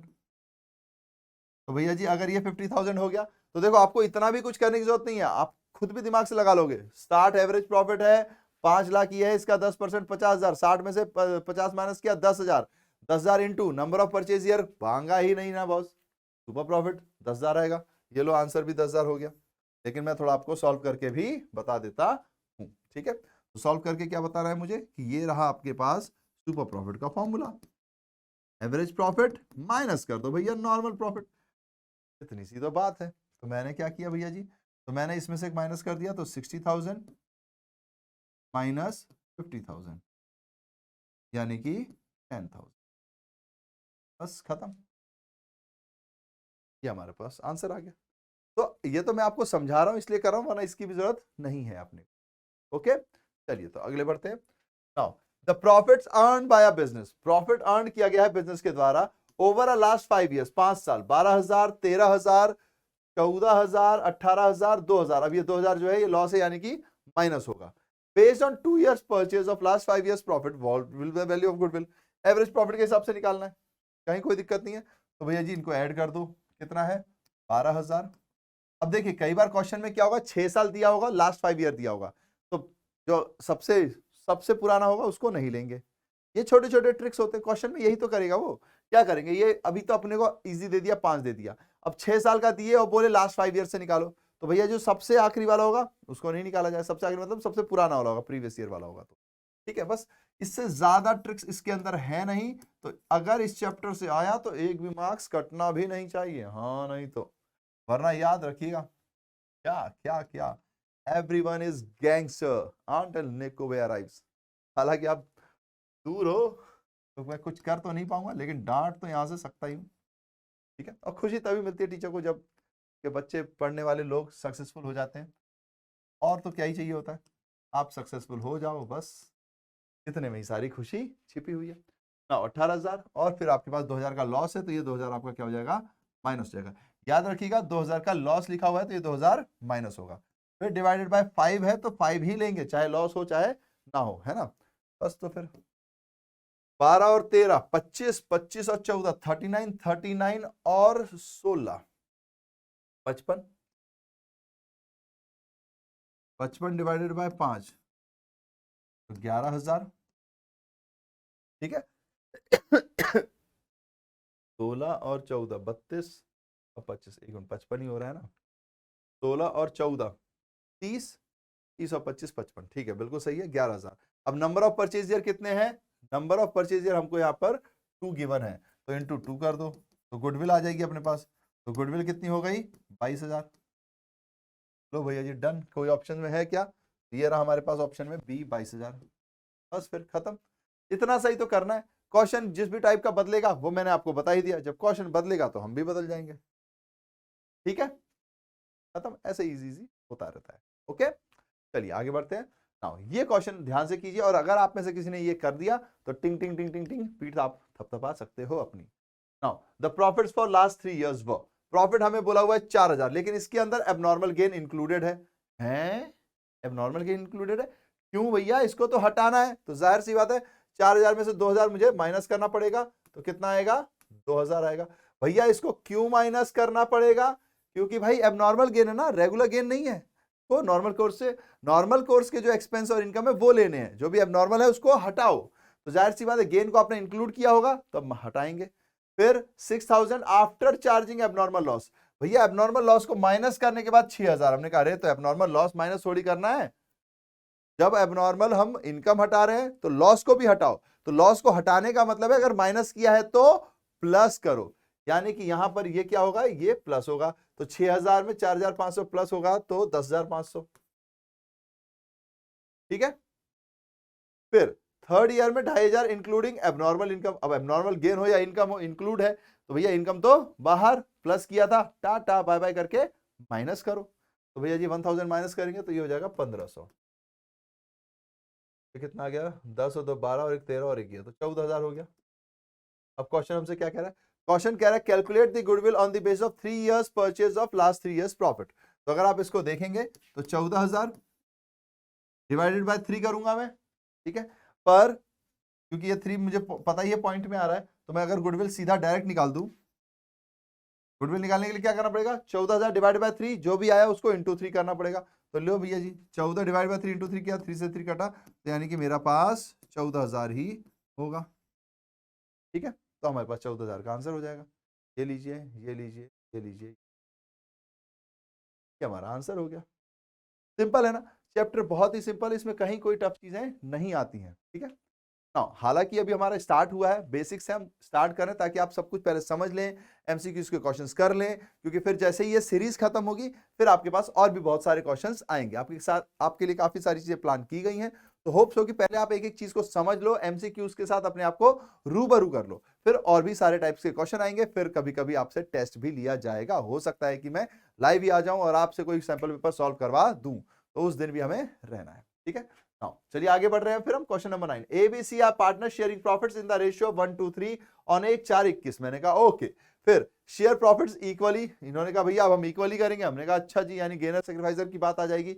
On the date there was a credit balance, एक क्रेडिट बैलेंस है 1,20,000 का, एंड हमारे पास 1,80,000 का जर्नल रिजर्व है, तो दोनों ही हमारे पास क्रेडिट के बैलेंस है। Instead of closing the general reserve account and profit and loss account, it is decided to record an adjustment entry for the same, यानी कि इनको पूरा का पूरा कैपिटल अकाउंट में देने के बजाय हम सिर्फ इसकी एडजस्टमेंट की एंट्री करेंगे, यानी एडजस्टमेंट की एंट्री बोले तो गेनर टू सैक्रिफाइसर करेंगे, क्योंकि ये दोनों ही प्रॉफिट का हिस्सा है।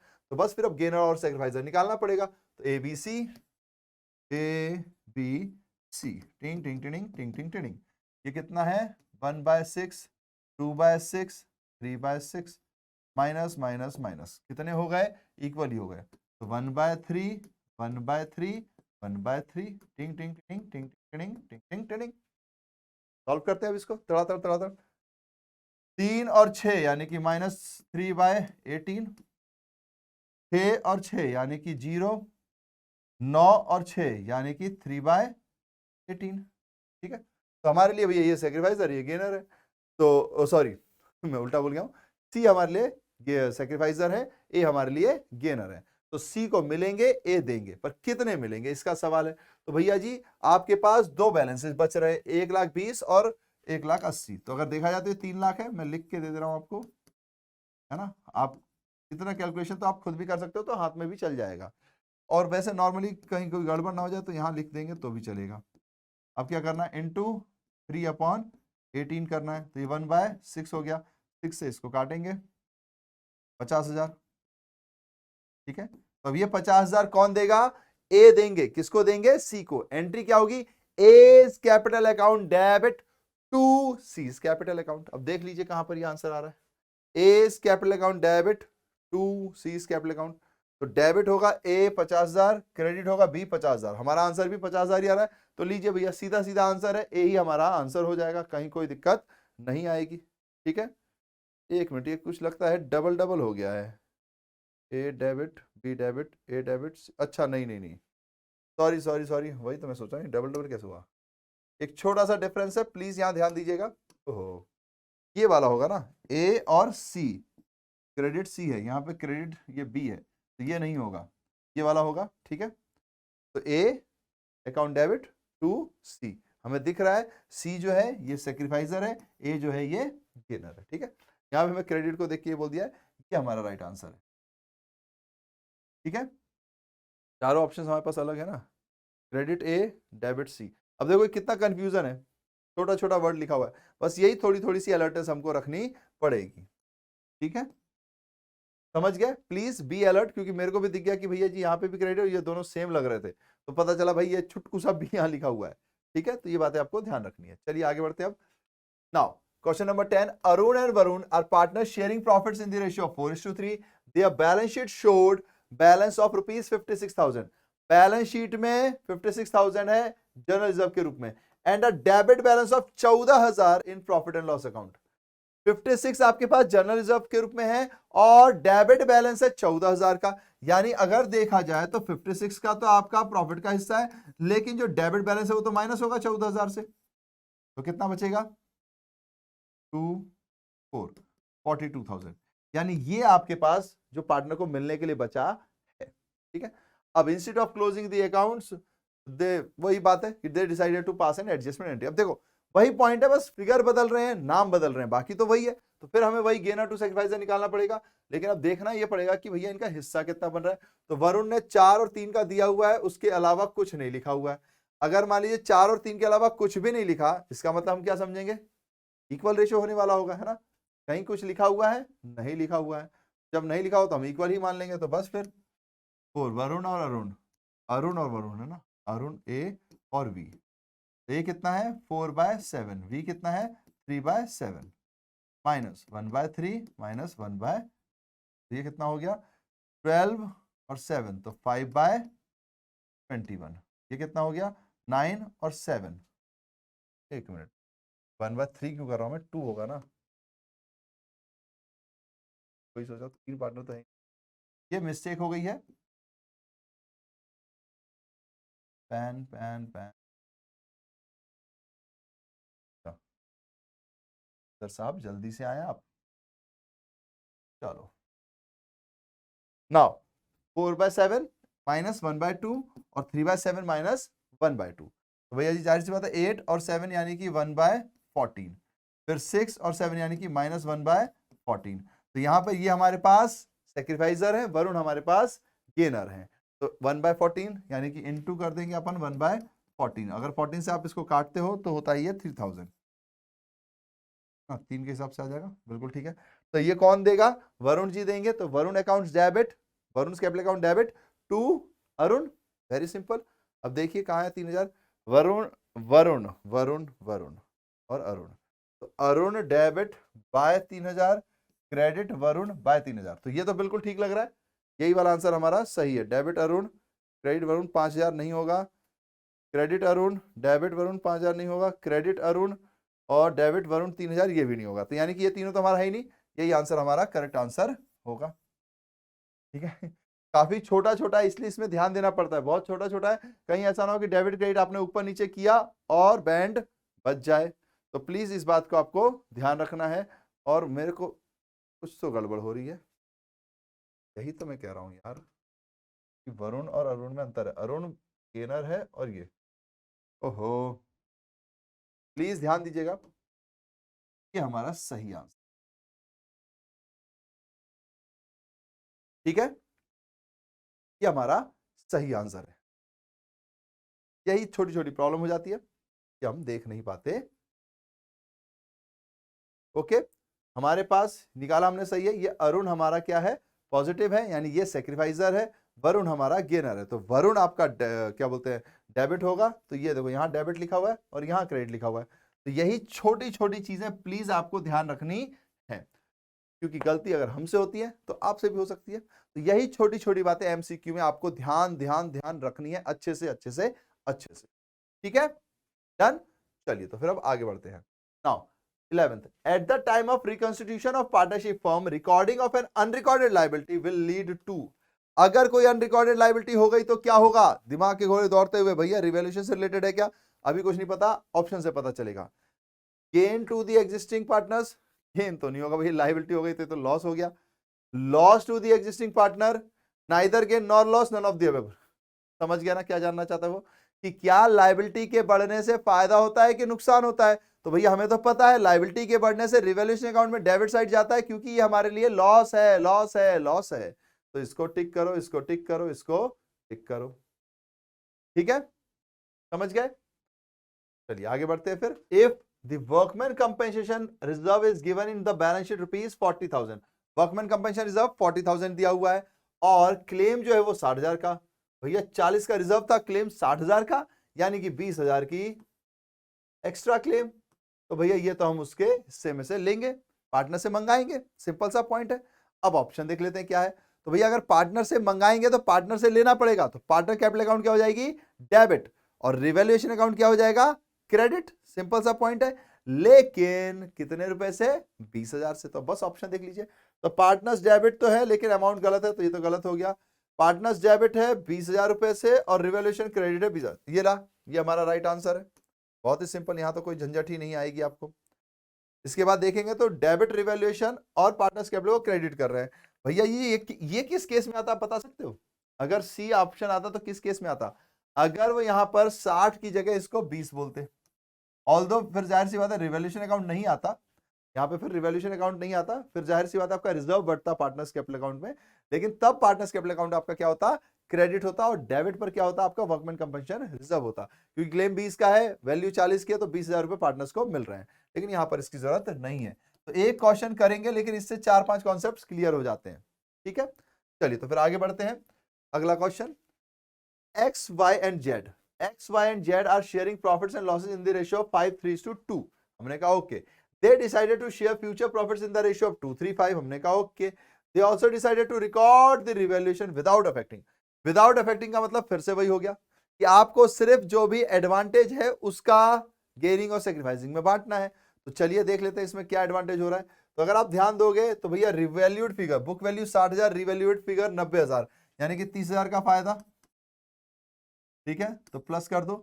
फिर मशीनरी की भैया बुक वैल्यू है 90, हो गया 84 का, तो माइनस कर दो 6,000, कम हो गया ना। अगर आप चाहो तो रिवैल्यूएशन अकाउंट में आ सकते हो, पर यहां पे बनाने की जरूरत नहीं पड़ेगी, डायरेक्ट हो जाएगा। देन आपके पास क्रेडिटर 30 के थे 27 के हो गए, 30 के थे 27 के हो गए। ये फायदे वाली बात है कि भैया अब मुझे क्रेडिटर को पैसे कम देने पड़ेंगे, तो 3,000 का फायदा हुआ, तो प्लस करो। देन उसके बाद आउटस्टैंडिंग एक्सपेंसेस 27,000 और 36,000। तो आउटस्टैंडिंग एक्सपेंस मेरी एक लाइबिलिटी होती है, बढ़ गई है कितने रुपए से? 9,000 रुपए से, तो इसको तो मैं माइनस करूंगा, लाइबिलिटी बढ़ गई 9,000 रुपए से, यानी अल्टीमेट कितना हुआ? 9 और 6 15, तो 15 और 33 में से माइनस करेंगे तो 18,000, तो 18,000 का प्रॉफिट निकल रहा है। अब बस गेन और सेक्रीफाइसर देखते हैं, तो 2 3 5 और 5 3 2, तो अगर आप देखोगे तो 5 3 2 2 3 5, तो 3 3 तो खत्म ही हो गए, तो बहुत ही सिंपल हो गया ये तो।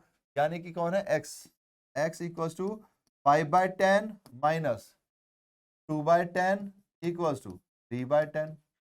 फिर x के बाद y में तो कुछ है ही नहीं, y तो 3/10 माइनस 3/10, ये तो 0 हो गए। z की बारी है, वो भैया जी 2/10 थे और अब हो गए हैं 5/10, तो यानी कि ये माइनस 3/10 हो गए, तो ये हमारे गेनर हो गए। ठीक है, तो -3 से मल्टीप्लाई कर दिया जाए, तो 3/10 से करेंगे तो 1 0 से 1 0 कटा, 18 3 54, 5,400। लेकिन जेड हमारे क्या है? गेनर है, तो जेड डेबिट और एक्स हमारे सेक्रीफाइजर है, तो एक्स क्रेडिट। तो जेड डेबिट एक्स क्रेडिट लीजिए, तो सबसे पहले पे ही आ गया है ना, और अमाउंट भी बिल्कुल सही है 5,400। बस फिर कुछ करना ही नहीं है, खत्म ही खेल हो गया यहाँ पर, तो सब ही बंद, पहले में ही आंसर आ गया। और क्या चाहिए होता? अगर पहला ही आंसर हो तो टाइम भी बच जाता है, अगर देखा जाए तो। ठीक है, चलें फिर आगे। चलिए, calculate net effect of revaluation when revised value are to be recorded. हमें नेट इफेक्ट बताना है क्या हुआ है। तो stock to be valued at 10% less, book value 3 lakh, 3 lakh की बुक वैल्यू है, स्टॉक वैल्यू 10% लेस है, यानी कि 30,000 रुपए लेस, यानी कि माइनस, घाटा हो रहा है हमें, है ना। 3 लाख की वैल्यू पे 10% कम करना है, यानी 30,000 रुपए कम करने, घाटा हो गया हमें। फिर प्रोविजन फॉर बैड डेप्ट इज नो मोर रिक्वायर्ड, भैया जी अब प्रोविजन फॉर बैड डेप्ट की रिक्वायरमेंट नहीं है, जबकि वो 4,000 था, तो ये हमें फायदा हो गया, है ना। तो हम इसको क्या करेंगे? प्लस करेंगे 4,000 को। Then an outstanding salary which is unrecorded for 16,000, एक आउटस्टैंडिंग सैलरी थी जो कि अनरिकॉर्डेड थी, यानी कि मेरी लाइबिलिटी और बढ़ गई, तो माइनस करो फिर से 16,000, तो कहीं ना कहीं मुझको क्या हो गया? लॉस हो गया। कितने का हो गया? 46 माइनस 4, यानी कि 42,000 का मुझको क्या हो गया? लॉस हो गया। अब ध्यान रखिए लॉस में क्या एंट्री होती है। ठीक है, अब लॉस में क्या होती है एंट्री, लेकिन अब यहां पर तो हमको सिंपल पूछा हुआ है, तो यहां तो कोई दिक्कत ही नहीं है। लेकिन अगर मान लीजिए यही केस होता, तो इसमें हम एंट्री क्या करते? Sacrificer to sacrificer account debit to gainer. ये बात आपको ध्यान रखनी है कि अगर इस क्वेश्चन में आपसे एंट्री मांग लेता है एडजस्टमेंट की, तो sacrificer account debit to gainer होता, क्योंकि भैया ये लॉस है। इस क्वेश्चन में मांगा नहीं, लेकिन ये कॉन्सेप्ट रिवाइज हो गया ना। बस इतना ही तो क्वेश्चन थे, बस खत्म बात। अब हम तो हाँ 42 लॉस है, तो ये हमारे पास आंसर हो जाएगा। ठीक है, मैं यही आपसे बार बार कहता हूं कि कॉन्सेप्ट्स अगर आपने पढ़ लिए तो बस फिगर बदला जाएगा, नाम बदला जाएगा, बाकी हर चीज वैसी ही रखेगी जैसी रखी जाती है। कहीं कोई भी झंझट नहीं होती, सब कुछ सिंपल सिंपल सिंपल सिंपल चलता रहता है। ठीक है, तो बस आपको यही ध्यान रखना है कि एक बार थ्योरी अच्छे से पढ़ लो, फिर आपको सब कुछ बनेगा। आपने देखा कुछ जगह पर मैंने भी गलत टिक किया, मैं उसको एडिट फेडिट नहीं करूंगा ताकि आपको भी ये बात समझ में आए कि बॉस यहां पर ऐसा होता है। ये एमसीक्यू का पैटर्न है। मैं हमेशा कोशिश करता हूं कि जितना हो सके आपको रियलिस्टिक व्यू मिले, आपको पता चले कि हाँ जल्दबाजी में, हाँ कहीं पे नजर हटी, दुर्घटना घटी वाला सिस्टम होता है। इसीलिए हमें पावर ऑफ अलर्टनेस के साथ, पावर ऑफ एनालिटिकल स्किल के साथ जाना पड़ेगा। ये पावर्स हमें अपने पास रखनी पड़ेगी, तभी हम एमसीक्यू में फतेह पा पाएंगे। ठीक है, तो मुझे उम्मीद है कि आपको ये क्वेश्चंस करने में अच्छे लगे होंगे। आपने बहुत सारे क्वेश्चंस किए होंगे। मुझे उम्मीद है कि इस बार आप बताओगे भी कौन से सही किए, कौन से नहीं किए, या कहां पर आपसे गलती हो गई। ठीक है, चलिए तो फिर अब क्या करेंगे, लास्ट में जो कहते हैं टाटा बाय बाय। मैं फिर से बता देता हूं, सारे चैप्टर्स आएंगे कंप्यूटर अकाउंटिंग को छोड़कर। ठीक है, कुछ बच्चे थे जो हमारे वो वाले थे, जो सीयूटी वाला चैनल पर थे, मैं उनसे भी कहना चाहूंगा, क्योंकि अब हमने डिसाइड किया कि कॉमर्स से रिलेटेड जो चीजें वो यहां पर आएंगी, तो सारा कुछ यहीं पर आएगा। तो इसलिए उसको छोड़कर आप यहां पर एक एक क्लास देखिए। ये आपको पर डे ही मिल रहा है, लगभग लगभग हर सब्जेक्ट का। अकाउंट्स का एक एक दिन छोड़कर मिल रहा है, तो इकोनॉमिक्स है, बिजनेस है, मैथ्स है, तो ये सारे आपके लिए काफी इंपॉर्टेंट है। वन शॉट है, इसमें काफी आपको हेल्प मिलेगी। ठीक है, चलो तो फिर अब आखिरी में जो निकू भैया कहते हैं, क्या कहते हैं, वो सारे अपने प्यारे कॉमियन से कहते हैं, यार आप सबका प्यार मिलता है, बहुत ही अच्छा लगता है, तो thank you thank you thank you. But most important चीज है कि आप अच्छे से पढ़ाई कीजिए। कोई डाउट है तो पूछिए, ताकि अगर आप यूट्यूब से पढ़ रहे हैं तो भी आपका भला हो, बाकी पेड बैच में जो पढ़ रहे हो तो फिर अलग है ही। ठीक है, now have smiles, spread smiles, because smile is the biggest gift which you can give to anybody। और जिसको जितना भी दो उतना ही अच्छा लगता है, और मुस्कुराने का मजा तो अपना ही होता है। इसी थॉट के साथ टाटा बाय बाय।